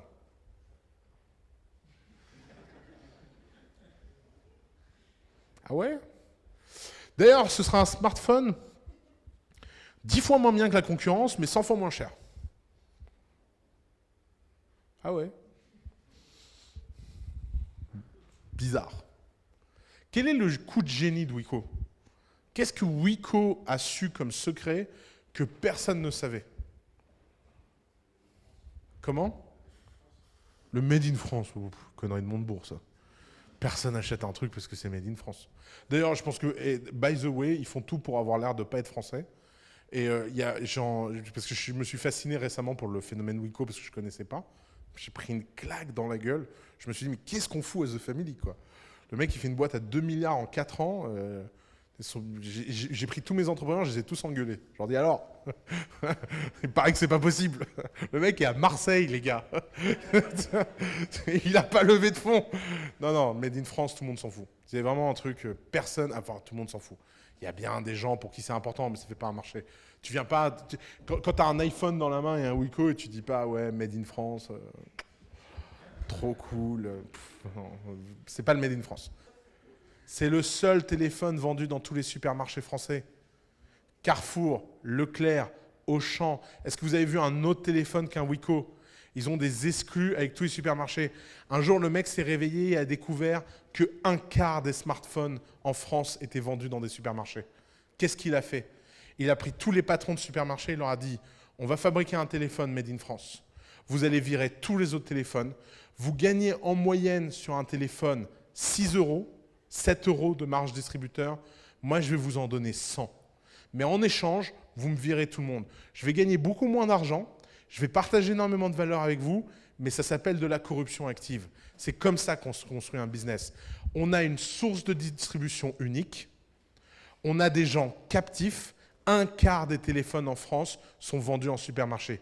Imaginez que vous arrivez à convaincre un seul supermarché, genre Auchan, de ne plus vendre que votre téléphone. Et comment vous faites ça? Vous allez voir le directeur des achats et lui dites combien tu gagnes par téléphone? Ok. Eh bien moi, je te propose de gagner 4 fois plus, 5 fois plus par téléphone vendu. Avec un téléphone qui coûte 2 fois moins cher. Et on s'en fout, ce sera de la merde. Les gens, ils arrivent en supermarché. Le mec leur dit, voilà, c'est notre téléphone, Wiko, machin, Techno, Made in France, blablabla. Et là, vous déployez tout le marketing. De toute façon, il n'y a rien d'autre. Vous faites quoi? Vous allez à l'Apple Store? Franchement, vous êtes là en train de faire le course, il y a le gamin qui braille, vous avez besoin du téléphone, ben vous l'achetez le téléphone. Parce que ça s'appelle un marché captif. De la même raison que tout le monde ici a un jour acheté un sandwich 20 euros dans un aéroport parce qu'il avait vraiment la dalle. C'est en fait exactement le même raisonnement. C'est que la distribution gagne toujours sur n'importe quel produit. Une boîte, ça ne se définit pas par son produit, ça se définit par sa distrib. Si vous avez un point de distribution unique, exclusif et formidable, vous avez un avantage que personne d'autre n'a. Et résultat, les mecs, ils ont déployé une stratégie assez simple. Ils ont déployé des apps embed, ils se sont fait payer pour du marketing, ils ont commencé à gagner de l'argent, non pas en vendant le téléphone, mais en vendant les apps qui étaient installées dessus. Ils ont inventé leur propre App Store, etc., etc. Et vous avez une boîte qui, aujourd'hui, vend 60% du nombre d'iPhone qui est vendu en France. En 4 ans. En 4 ans. Et qui s'est vendu pour 2 milliards à des Chinois parce que les mecs n'arrivent plus à assurer la prod. D'ailleurs, au passage, Wiko n'est plus made in France parce qu'en fait, c'est impossible en France de produire autant de téléphones. On n'a pas l'infrastructure que Shenzhen a. Et si Shenzhen produit tout dans le monde entier, c'est pas juste parce que c'est des Chinois. C'est aussi parce que maintenant, ils ont un écosystème autour des usines qui est unique en composants, en matières premières, etc., que tu peux pas avoir à Marseille. C'est d'ailleurs complètement dingue que les mecs aient réussi à devenir le 2e vendeur de téléphone depuis Marseille. Enfin, ça vous montre... Non, mais c'est pas un truc contre Marseille. Ça aurait pu être Lyon, Bordeaux, Tours ou je sais pas quoi. C'est qu'en France, la France, c'est un pays jacobin centralisé où seul Paris existe. Vous arrivez à construire un truc industriel en dehors de ça, c'est hallucinant comme histoire. Mais ça montre que si vous tweakez une idée... Quelle est la différence entre Wiko et les autres? Ben, c'est un tout petit secret dans une toute petite chaîne de valeur qui est la distrib. Tout le reste est pareil. L'interface, Android. Le téléphone, je suis sûr qu'ils l'ont copié sur un Android, etc., etc., etc. Ils n'ont réfléchi sur rien. Ils ont réfléchi sur une seule chose. Une seule. Comment gagner les supermarchés. Et une fois qu'ils ont eu ça, tout le reste n'est que copié sur les autres. Donc vous voyez, le but du jeu, c'est pas d'inventer ou copier. Le but du jeu, c'est d'être intelligent. C'est de faire les choses contextuellement pour qu'elles fonctionnent. Et encore une fois, le but du jeu, c'est pas d'avoir raison, c'est de gagner. Wiko, pour le coup, ils ont parfaitement gagné. Et donc, quand vous avez peur, en exposant votre idée, que quelqu'un va vous la piquer, bah, ça marche pas comme ça, en fait. Parce que quelle est la probabilité que vous parliez à quelqu'un, que vous lui racontiez votre idée, et que là, le mec vous dise, écoute, c'est génial, je vais tout arrêter dans ma vie, et maintenant, la seule mission que j'aurai, c'est de faire la même chose que toi dans ton dos. Mais personne ne fait ça. C'est un fantasme total. Et c'est un fantasme qui vient très souvent du fait que les entrepreneurs accordent à leur intelligence une valeur beaucoup trop importante. Ils pensent qu'ils sont tellement intelligents, qu'ils ont une idée tellement lumineuse et brillante que cette idée va s'imposer à tout le monde et que cette idée, par la simple verbe, va devenir incroyable. Alors moi, souvent, je leur dis, mais comment tu vas la créer, ton idée? Parce qu'il y a bien un moment, il va falloir quand même en parler à quelqu'un, quoi. Je fais signer des NDA. La meilleure apply qu'on ait jamais reçue à The Family, c'est un mec qui nous a écrit un email avec une lettre d'avocat où l'avocat disait « cette idée vaut 1 milliard ». si vous voulez savoir, signez le contrat 6 juin. Et c'était un vrai avocat. Alors j'ai vérifié sur le site du barreau, il y a vraiment un mec qui a dû prendre 1000 balles à un pauvre type pour, pour lui écrire cette putain de lettre et ce putain de contrat, même voire plus. Et je vois trop la scène. Ouais, champion du monde. 1 milliard. Tu veux que j'écrive 1 milliard? Attends. Alors, 1 milliard. Donc, on est jamais à l'abri, en fait, de ce genre de phénomène. Assez concrètement, le but du jeu, quand vous êtes entrepreneur, c'est donc pas d'avoir d'idées, mais de les exécuter et de trouver la façon la plus simple de rendre intelligible ce que vous faites. Alors, tout à l'heure, je vous ai dit, les bonnes idées, ça ne s'explique pas. Ça ne veut pas dire que ça ne se pitche pas. C'est pas parce que vous ne pouvez pas expliquer la réalité opérationnelle d'Amazon qu'il n'existe pas un pitch pour expliquer Amazon en ne donnant pas la réalité des faits. Un pitch, c'est pas le réel. Un pitch, c'est une abstraction, une approximation du réel qui permet à quelqu'un d'avoir le sentiment de comprendre ce que vous faites et d'engager la conversation. Une des erreurs que les entrepreneurs font quand ils font un pitch, c'est qu'ils pensent sincèrement que le but du jeu dans leur pitch, c'est d'expliquer la totalité de leur idée dans une phrase. Et d'ailleurs, il y a des assez mauvais préparateurs au pitch, puisque souvent, il y a des gens qui prétendent que dans une phrase, on peut tout décrire, le marché, la segmentation, la clientèle, la proposition de valeur, etc. C'est pas ça un pitch.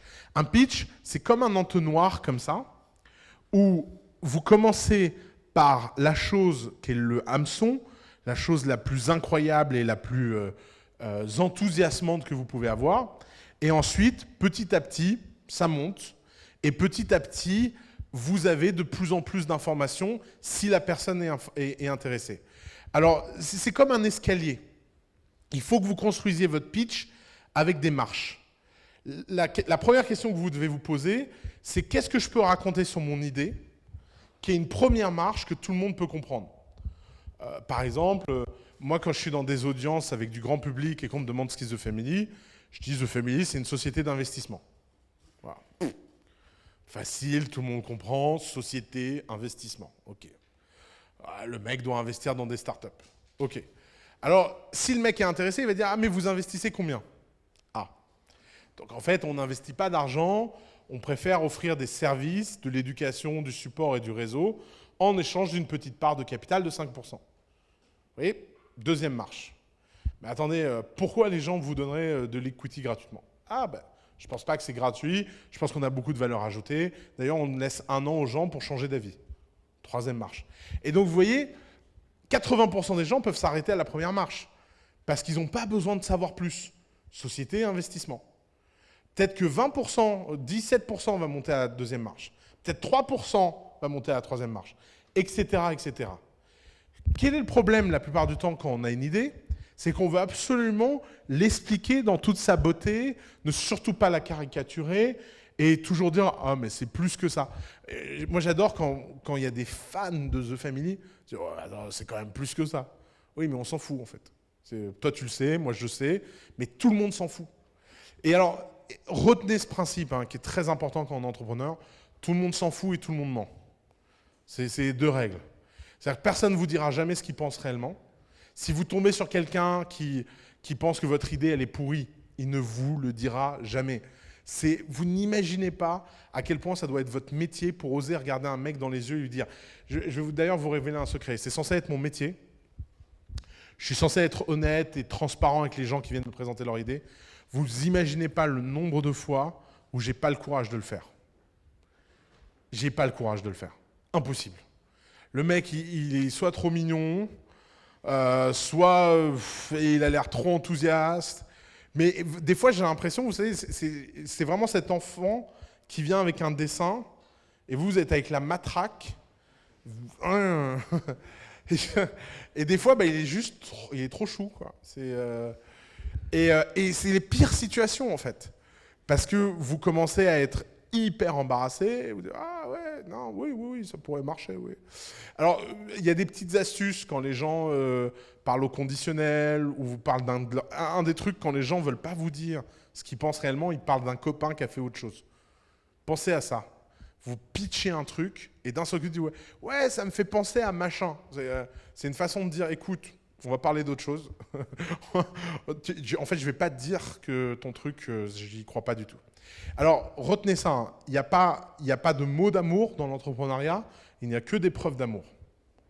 Et la preuve d'amour, c'est un client qui paye. Tant que vous n'avez pas d'argent, reçu d'argent, il n'y a pas d'amour. C'est simple. Tant que vous êtes... Par exemple, c'est le grand truc des startups B2B, c'est elles ont une idée, elles vont pitcher leur idée, et là, cette phrase extraordinaire, le jour où c'est prêt, j'achète. Et les mecs, je ne vous dis pas leur enthousiasme. Eh ouais, on a 10 clients. Ah bon, t'as 10 clients, toi? Ouais, mais il y en a combien qui t'ont payé? Ah bah non, non, quand même pas, c'est vulgaire, on ne va pas parler d'argent. Non, ils ont dit que le jour où c'est prêt, eh ben ils payent. Mais t'as défini concrètement ce que ça voulait dire après? Ouais, bah le jour où ça marche. Mais défini, ça marche, en fait. Et c'est triste, hein, parce que moi, je le vois tout le temps, ce process. Résultat, les gens, ben, ils partent, ils développent leur truc, ils dépensent une tonne d'argent à faire leur MVP ou leur je sais pas quoi, ils reviennent, ils présentent le truc à l'entreprise et disent « Ah ouais, non, mais je voyais pas ça comme ça, en fait. Ah ouais, non, j'avais pas compris que ça faisait ça. Hein. Bon, ça a l'air cool, hein, mais en fait, moi, je veux autre chose. » Et en fait, c'est parce que le type, il pouvait pas regarder le type droit dans les yeux et lui dire « Écoute, jamais j'achète ça. Jamais. Il n'y a pas une version de moi sur Terre qui achète ça. Il n'existe pas un univers dans lequel qui que ce soit achète ça. Vous n'entendrez jamais ce genre de feedback. Et c'est parce que vous n'entendrez jamais ce genre de feedback que vous ne pouvez pas, en fait, vous fonder sur le moindre feedback. Vous ne pouvez pas demander aux gens ce qu'ils pensent pour savoir si votre idée est bonne ou pas. Il y a une seule façon de savoir. Vous êtes en B2B, vous voulez savoir si votre idée est bonne, vous chopez un chèque. Si vous chopez un chèque pour un truc qui n'existe pas, peut-être que vous choperez de l'argent le jour où ça existe. Il y a une probabilité. Mais vous arrivez à faire payer personne pour quelque chose qui n'existe pas, et ben je peux vous dire que vous ne ferez payer personne le jour où ça existe. Pourquoi? Parce que c'est très contre-intuitif, mais c'est beaucoup plus simple de vendre quelque chose qui n'existe pas que quelque chose qui existe. Souvenez-vous mon histoire des idées au début. Et en fait, le test, il est à l'envers. Les entrepreneurs se disent « je n'arrive pas à le vendre parce que ça n'existe pas. Le jour où ça existera, ça se vendra comme des petits pains. » Non. En général, la courbe, elle est comme ça. Vous vendez quand ça n'existe pas, ça sort, les ventes s'écroulent. Et puis, si vous avez de la chance, à un moment, ça arrête de s'écrouler et ça remonte. Et la réalité rattrape l'imagination. Mais c'est très rare que quelqu'un soit pas déçu face à quelque chose de réel la première fois. Ça prend du temps d'adopter quelque chose. Ça prend du temps d'accepter quelque chose. Et quand vous êtes en B2C, c'est pire. Parce qu'en B2C, les gens ont tendance à raconter n'importe quoi. Quel est le plus gros problème sur les idées quand on est entrepreneur? C'est que quand on est dans le monde des idées et qu'on en parle aux gens, surtout en B2C, ils ont tous l'impression d'avoir un truc intéressant à dire. Quel est le problème des gens? Les gens, vous leur posez une question, ils y répondent. Et d'ailleurs, ça peut donner des jeux très drôles.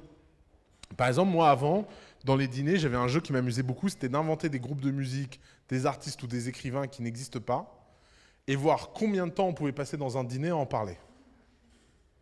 Les gens sont fascinants. L'espèce humaine, c'est un truc hors norme, en fait. Quelle est la première... En plus, on parle de gens éduqués, dans un milieu informé, etc. Vous inventez un musicien, vous inventez un écrivain, vous inventez un livre, vous êtes sûr qu'à la table, la probabilité que les gens vous disent « non, on ne connaît pas, c'est quoi ?» elle est proche de zéro. Et d'ailleurs, cette idée m'était venue parce qu'il y avait une chaîne sur YouTube où il y avait un mec qui allait dans des concerts et il parlait à des gens en inventant des groupes dans le festival en disant « vous avez vu les chaussettes percées ?» Ah ouais. Et ce qui était dingue, c'est qu'il disait, parce que moi je me disais, en fait, c'est vachement monté ces trucs.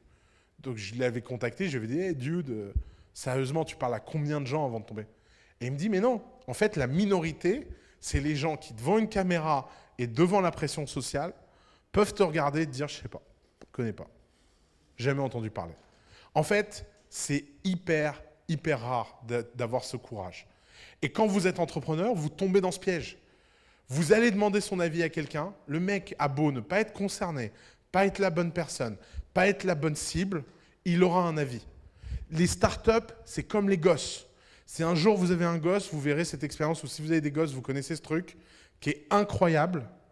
Vous avez un enfant, il a 60 millions de parents. Vous sortez au parc, les gens ont un avis sur comment il doit sortir au parc. Vous l'amenez à l'école, ils ont un avis sur comment il faut l'éduquer. Vos amis, votre entourage, d'ailleurs surtout les gens qui n'ont pas d'enfants, surtout eux d'ailleurs, se sentent une légitimité extraordinaire sur comment on élève un enfant. Tout le monde sait que c'est pas possible d'élever un enfant. Tous les parents savent que l'enfant, c'est par définition le plus gros échec qu'on a dans notre vie. On a une idée hyper haute sur ce qu'il doit devenir, ce qu'il doit être et comment il doit se comporter, qui est en général un bon trip narcissique et une bonne réflexion narcissique. Puis à la fin, le gosse, il fait ce qu'il veut. Enfin, il veut pas faire ses devoirs, il fait pas ses devoirs en fait. C'est vraiment, il y a une espèce de continuum entre les idées que vous avez sur vos enfants et le résultat. C'est la même chose dans les startups.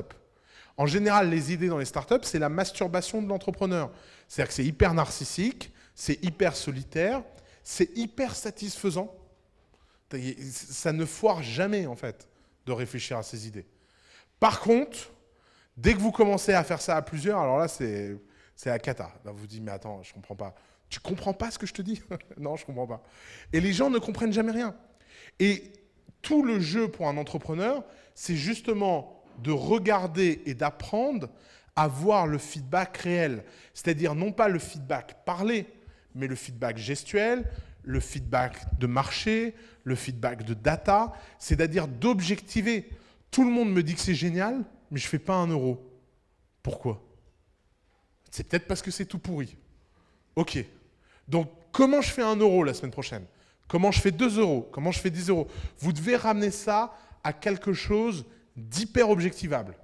Vous ne pouvez pas être dans le dialogue. Si vous êtes dans le dialogue, et c'est vrai pour tout, c'est vrai à la création de votre entreprise, c'est vrai au lancement de chaque nouvelle feature, c'est vrai au lancement de nouveaux produits, c'est vrai au moment de changement stratégique, c'est vrai quand vous embauchez quelqu'un, c'est toujours vrai qu'il faut faire très attention à qui vous demandez son opinion. Parce que bizarrement, les gens ont toujours envie de donner leur opinion. D'ailleurs, il y a un domaine très simple pour comprendre ça, c'est la politique. Ma boulangère, là en face, elle a des grandes opinions sur la politique économique de la France. Et franchement, le ministre des Finances, il ferait bien de prendre un petit séminaire ici, quoi. Et c'est pas condescendant, hein. Elle a le droit, en fait. On est dans des démocraties, donc on a le droit de raconter ce qu'on veut, comme on veut, n'importe comment. Il n'empêche, tout le monde sait très bien que quand vous êtes ministre de l'économie, il n'y a plus rien qui est vrai. Tout ce que, quand vous êtes ministre de l'économie, vous subissez les lobbies, la pression, les gens, la presse, la réalité. Et la réalité, c'est toujours extrêmement complexe. Vous appuyez là, il y a un truc qui saute là-bas, personne ne vous l'a dit que ça allait sauter. Vous faites un truc, en fait, tout le monde le prend de travers. Et vous avez l'impression d'être dans l'impuissance totale permanente. Entrepreneur, c'est la même chose. Vous êtes dans une impuissance totale permanente et la seule façon de prendre le contrôle, c'est justement d'oublier tout ce bruit, d'ignorer tout ce bruit et de simplement être concentré sur ce qui est le plus objectivable. Est-ce que vous avez des clients ou est-ce que vous n'en avez pas? Et donc, pour conclure, la meilleure façon d'avoir des idées, c'est de ne pas les chercher, c'est tout simplement d'avoir une grande expertise et de s'appuyer sur son expertise organiquement pour construire des choses et tester des choses. Il ne faut surtout pas essayer d'avoir un grand plan, il faut simplement être dans l'exécution et le concret. Merci beaucoup.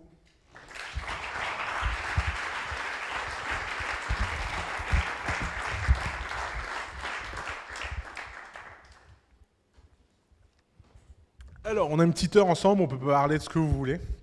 C'est le petit cadeau pour faire le public. Oui.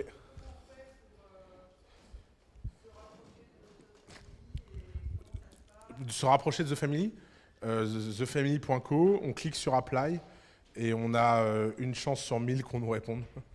C'est c'est le jeu. Mais passez par Apply, hein. Il n'y a aucune autre méthode qui marche. D'ailleurs, petit conseil, ne passez jamais par moi. En général, les boîtes qui rentrent par moi sont les plus maltraitées. Parce que par définition, j'ai pas le temps, quoi. Oui.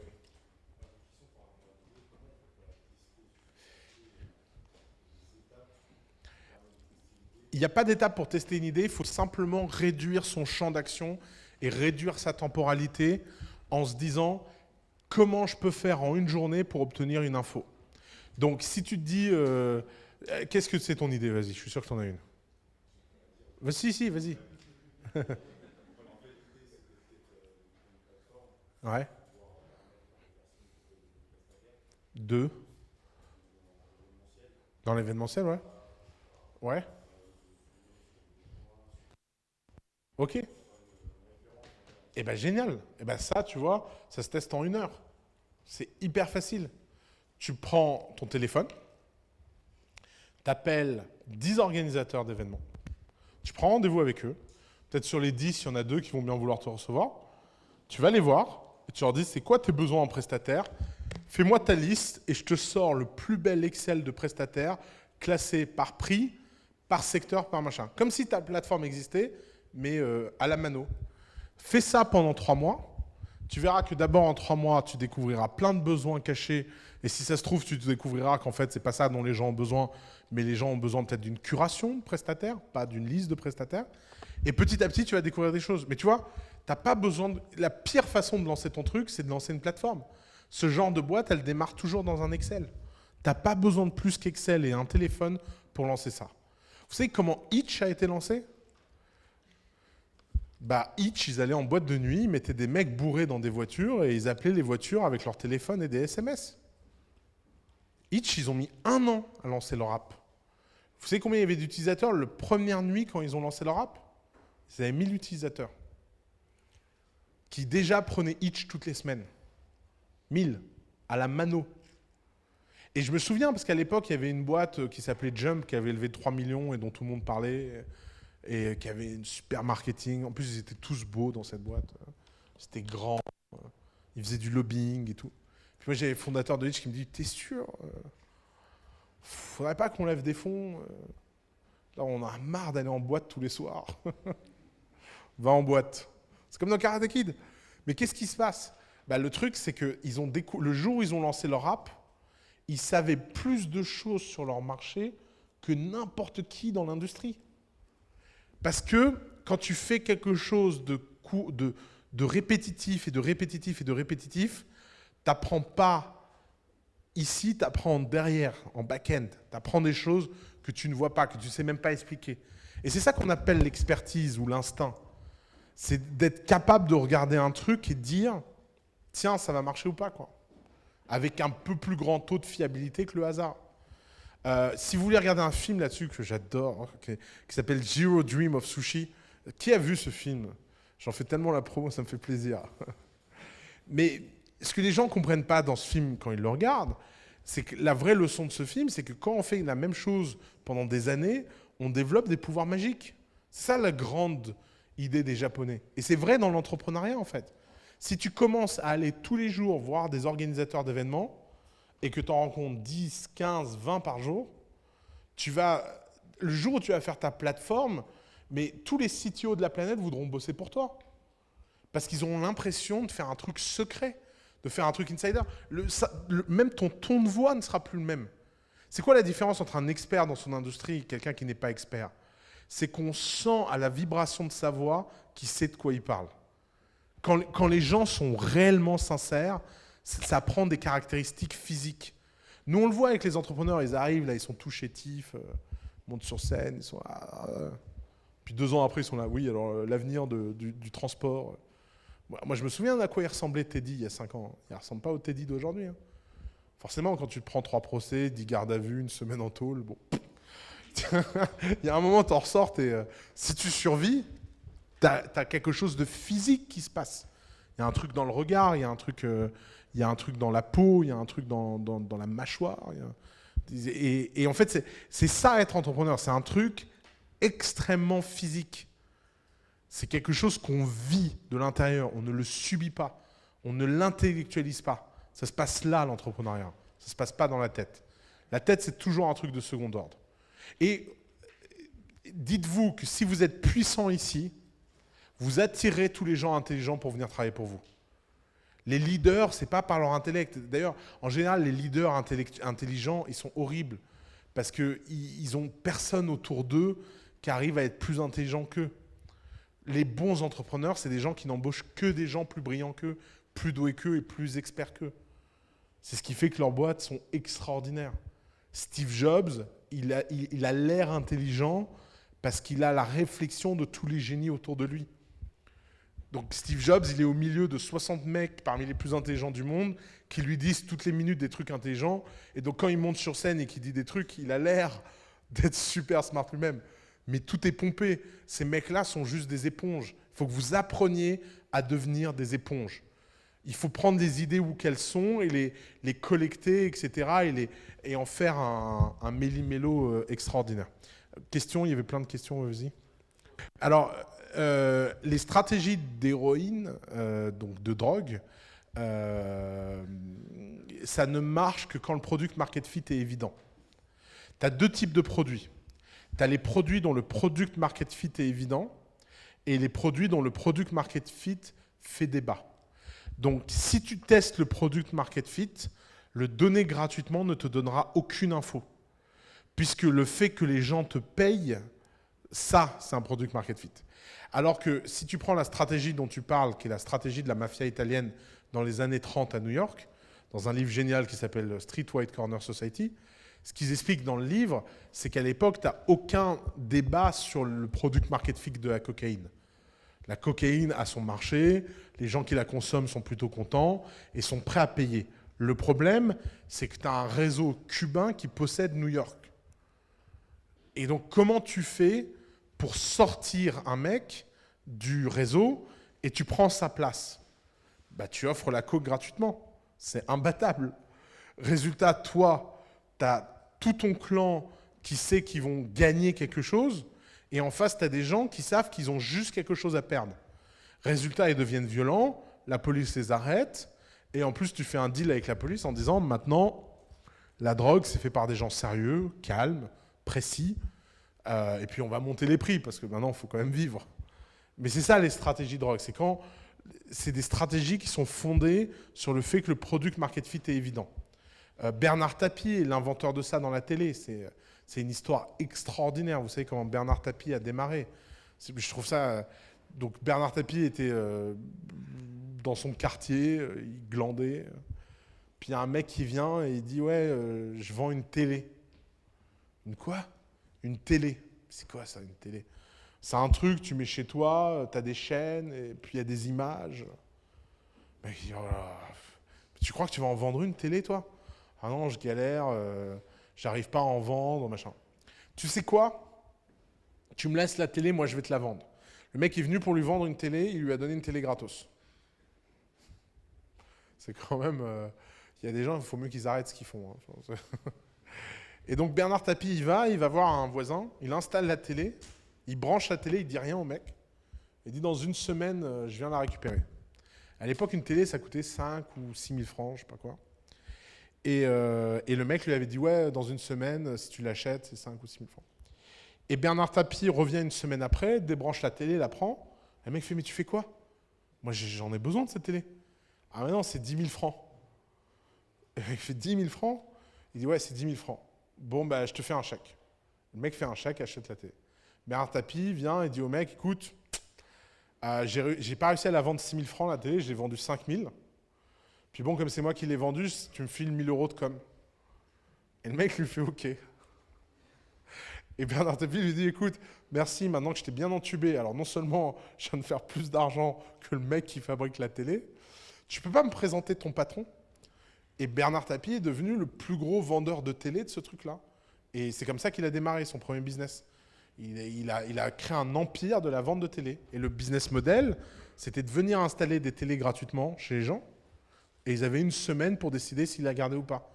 Mais il suffisait d'une semaine pour être complètement addict, en fait. Et une fois qu'ils étaient addicts, c'était fini. Mais le product market fit était évident. C'est pas la télé, c'était quelque chose que tous les gens qui avaient aimé.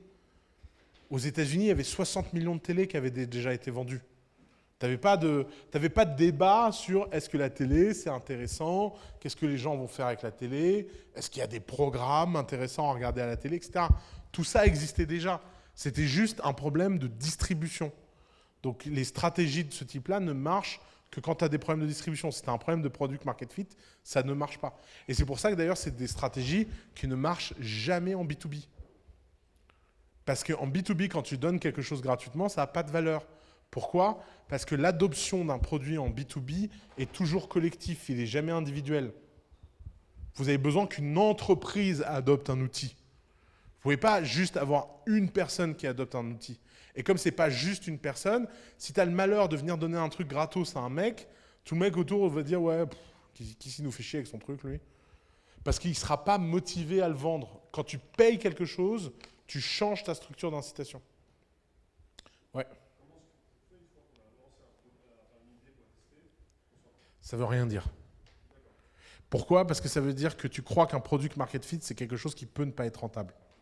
Un product market fit, c'est forcément rentable, puisque c'est un produit qui rencontre son marché.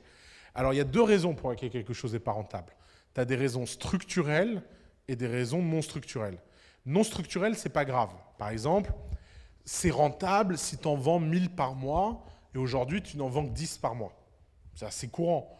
Tu as des effets de seuil dans la rentabilité. Donc, si c'est juste ça, bah, tu traces ta courbe et le jeu, c'est de convaincre quelqu'un de te donner le financement de l'air entre le moment où c'est pas rentable et le moment où c'est rentable. Donc ça, c'est non structurellement rentable. Il n'y a pas de problème de structure. Après, tu as des choses qui sont structurellement non rentables. Ça, c'est catastrophique. Ça veut dire qu'à chaque fois que tu en vends, tu perds de l'argent. Tu peux pas ça. Si ce n'est pas une question de volume ou d'échelle, mais c'est juste que les gens ne sont pas prêts. Souvent, ça arrive quand il y a un décalage entre la valeur réelle d'un produit et la valeur perçue. Quand les gens perçoivent une valeur inférieure à la valeur réelle, je vous le dis, hein, ce n'est pas la peine de débattre. Vous courez, vous abandonnez. Ça n'existe pas de retourner ça. Il n'y a rien de pire que les valeurs perçues faibles. Parce que les valeurs perçues faibles, tu ne peux pas lutter. Si les gens pensent... Il y a des grands exemples historiques comme ça. Le transport routier. C'est un très bon exemple. La valeur perçue du transport routier est inférieure à sa valeur réelle. 100% des boîtes de transport routier en France finissent en faillite. Forcément. Tu résistes 5 ans, 10 ans, tu travailles 3 fois plus, et un jour, tu lâches un peu où le marché lâche, et ça s'écroule. C'est comme ça. Parce que la valeur réelle, elle est très faible. Donc c'est des métiers de chiens. C'est des métiers où il faut travailler très dur, il faut... c'est horrible, quoi. Et un exemple très triste, moi, je trouve, l'agriculture. L'agriculture a une valeur réelle bien supérieure à la valeur perçue. Vous vous rendez compte que c'est l'une des professions où on gagne le moins bien de sa vie, agriculteur, en France, alors qu'on mange tous dans cette salle. Moi, on arrête de me fournir en nourriture, je pète un câble. Je ne crois pas qu'il y aurait un truc plus grave dans ma vie. D'ailleurs, vous tous, vous en êtes peut-être un peu moins conscients que moi. Je suis le premier sur la barricade et vous me rejoignez 3 semaines après, quoi. La valeur réelle de l'agriculture, c'est de la folie. La valeur perçue, c'est ça va. Tu vas au supermarché, il y a des légumes, des fruits. Qu'est-ce qu'ils nous font chier, les gens, là ? Pourquoi ils se plaignent ? Et c'est terrible. Et d'ailleurs, un des trucs que moi j'explique aux agriculteurs, c'est que c'est de leur faute. Pourquoi l'agriculture va aussi mal en France ? Tout simplement parce que l'agriculture, pendant des années, n'a parlé à personne. Ils sont restés dans leur coin, faire leur gueule. Ils n'ont jamais rien expliqué à personne. Est-ce que quelqu'un est capable de dessiner les unités économiques d'une ferme ? Après, les mecs ont des arguments géniaux, tu sais, du genre « Ouais, mais on ne gagne pas notre vie. » Mais qu'est-ce que j'en sais que tu ne gagnes pas ta vie ? Déjà, je m'en fous, en fait. Fondamentalement, on s'en fout que les gens ne gagnent pas leur vie. Est-ce que vous croyez vraiment que quand vous allez dans un resto, vous demandez au mec, ça va, l'assiette, elle était profitable, tu m'as pas mis un peu trop de foie gras, j'ai trouvé la tranche un peu grosse, je pense que ça heurte ton ratio. Vous avez déjà entendu un mec dire ça? Mais jamais. Vous allez vous dire, ah putain, le mec, il a mis beaucoup de foie gras, c'est cool. Ouais, ça coûte rien. Est-ce que quelqu'un va se dire, ah, le mec, il va faire faillite, il est trop con? Non. Puis après, vous savez combien de restos ferment en France tous les ans? À peu près 50% des restos. Pourquoi? Parce que la valeur réelle est bien supérieure à la valeur perçue. Quand vous allez dans un... Et à l'inverse, il y a des mecs très forts. Big Mama. Big Mama, c'est pas cher, il paraît. Je trouve ça génial. Eux, ils ont créé une valeur perçue bien supérieure à la valeur réelle. Alors, j'adore, hein, j'y vais très souvent. Je fais partie des gens qui trouvent ça sympa. Mais c'est quoi Big Mama? C'est du storytelling, c'est de la scénographie. Le pot de Nutella d'1 kilo. Regardez un truc à la con. Un pot de Nutella de 10 kilos qui arrive sur la table, vous vous en souvenez? Un pot de Nutella normal, vous vous en souvenez pas? Un pot de 10 kilos, ça coûte 10 fois moins cher qu'un pot normal au kilo. C'est-à-dire que les mecs, en économisant de l'argent, ils créent un souvenir chez vous. Vous voyez, c'est des trucs... C'est ça l'entrepreneuriat en fait. C'est cette intelligence du business, c'est d'avoir ce sens business. Les produits chez Big Mama sont de très bonne qualité, mais ils les ont à des prix 10 fois moins chers que n'importe quel resto parce qu'ils les achètent dans des quantités délirantes. Vous voyez, c'est des changements structurels. Résultat, les mecs font des marges qu'aucun resto ne fait. Et c'est ça, en fait, le grand sujet. C'est que si tu as un product market fit et que tu n'es pas rentable, soit c'est parce que ton entreprise n'est pas rentable, ce qui n'est pas grave, parce qu'il y a forcément un seuil auquel elle est rentable. Et il faut le connaître précisément, ce seuil. Vous ne pouvez pas ne pas savoir quel est votre objectif. Si vous n'êtes pas capable de dire, le jour où j'ai X clients, je gagne tant d'argent, c'est que vous ne l'atteindrez jamais, en fait, l'objectif. Un objectif, ça s'atteint quand il est mesurable et mesuré. Là et là-bas. Tu peux pas. C'est une décision personnelle. C'est comme à quel moment il faut divorcer ou continuer dans ton mariage. C'est comme à quel moment tu sais qu'il faut faire telle chose ou pas. Il n'existe aucune méthode fiable pour décider de quelque chose qui n'est pas objectivable. Et il y a un George Clooney effect dans l'entrepreneuriat. Tu entendras toujours... George Clooney, vous savez, avant on disait si à 30 ans tu n'as pas de carrière à Hollywood, vaut mieux arrêter et faire autre chose. Et puis il y a eu George Clooney, quoi. Il a eu un problème de coupe de cheveux pendant très longtemps. Et après, dans Urgence, il a changé de coupe de cheveux et tout le monde s'est dit « Ah, mais il est mignon, en fait ». Mais voilà, c'est pas... Une fois que tu sais que George Clooney il a eu son premier succès à 42 ou 43 ans, qu'est-ce que tu fais quand tu as 30 ans et que tu es un acteur raté? Tu continues à aller à des auditions ou t'arrêtes? Bah, personne ne peut savoir. C'est pour ça que le vrai secret, c'est de valoriser le voyage et pas la destination. Si tu valorises le voyage, il n'y a plus de problème en fait. Si tu te dis qu'en ce moment, tu es en train de faire le truc le plus excitant que tu peux faire dans ta vie, et que ça marche ou que ça marche pas à la fin, c'est pareil, et bah, tu ne te poses pas les questions continuer, pas continuer, machin. Parce que tu kiffes. Par contre, si tu kiffes pas, là, tu devrais te poser des questions. Allez, une dernière question, il y avait là-bas, oui. Ouais.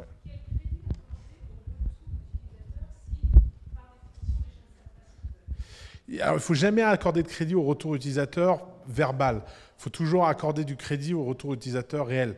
C'est-à-dire qu'il faut savoir comment les gens l'utilisent, qu'est-ce qu'ils en font, est-ce qu'ils payent, est-ce que si tu changes quelque chose, ils sont plus à payer. Et puis il y a des tests très simples. Par exemple, doubler le prix. C'est un truc qu'on fait souvent, nous, avec nos startups. Tu doubles le prix et tu regardes ce qui se passe. Mais tu n'imagines pas le nombre de boîtes dans lesquelles les ventes augmentent. Hein. Et la première fois, les gens sont toujours catastrophés. Ils disent « Ah, j'ai doublé mon prix, tout le monde va partir et tout. » Si ce que tu fais est bien, bah, ça marche. Et ça, c'est des petits trucs magiques qu'on a, nous. Parce qu'on le sait, on l'a vu 20 fois. Bon, la première fois que j'ai dit à un mec « double ton prix », j'étais comme ça. Hein. On me l'avait dit, ce truc. C'était un Américain qui m'avait dit ça. Il s'appelle... je ne sais plus comment il s'appelle. C'était ah oui, Anthony De Filippo. Il m'avait dit, ouais, entrepreneurs tend to underestimate their value. So, any price they decide, just double it and see what's happening. Et il m'avait dit, moi, à chaque fois dans ma vie, j'ai fait ça, ça a marché. Puis un jour, j'étais avec un entrepreneur en 2013, et j'étais là, ouais, double ton prix. Puis intérieurement, j'étais comme ça. Puis double son prix, ça cartonne. Je me dis, putain, le con, il a raison.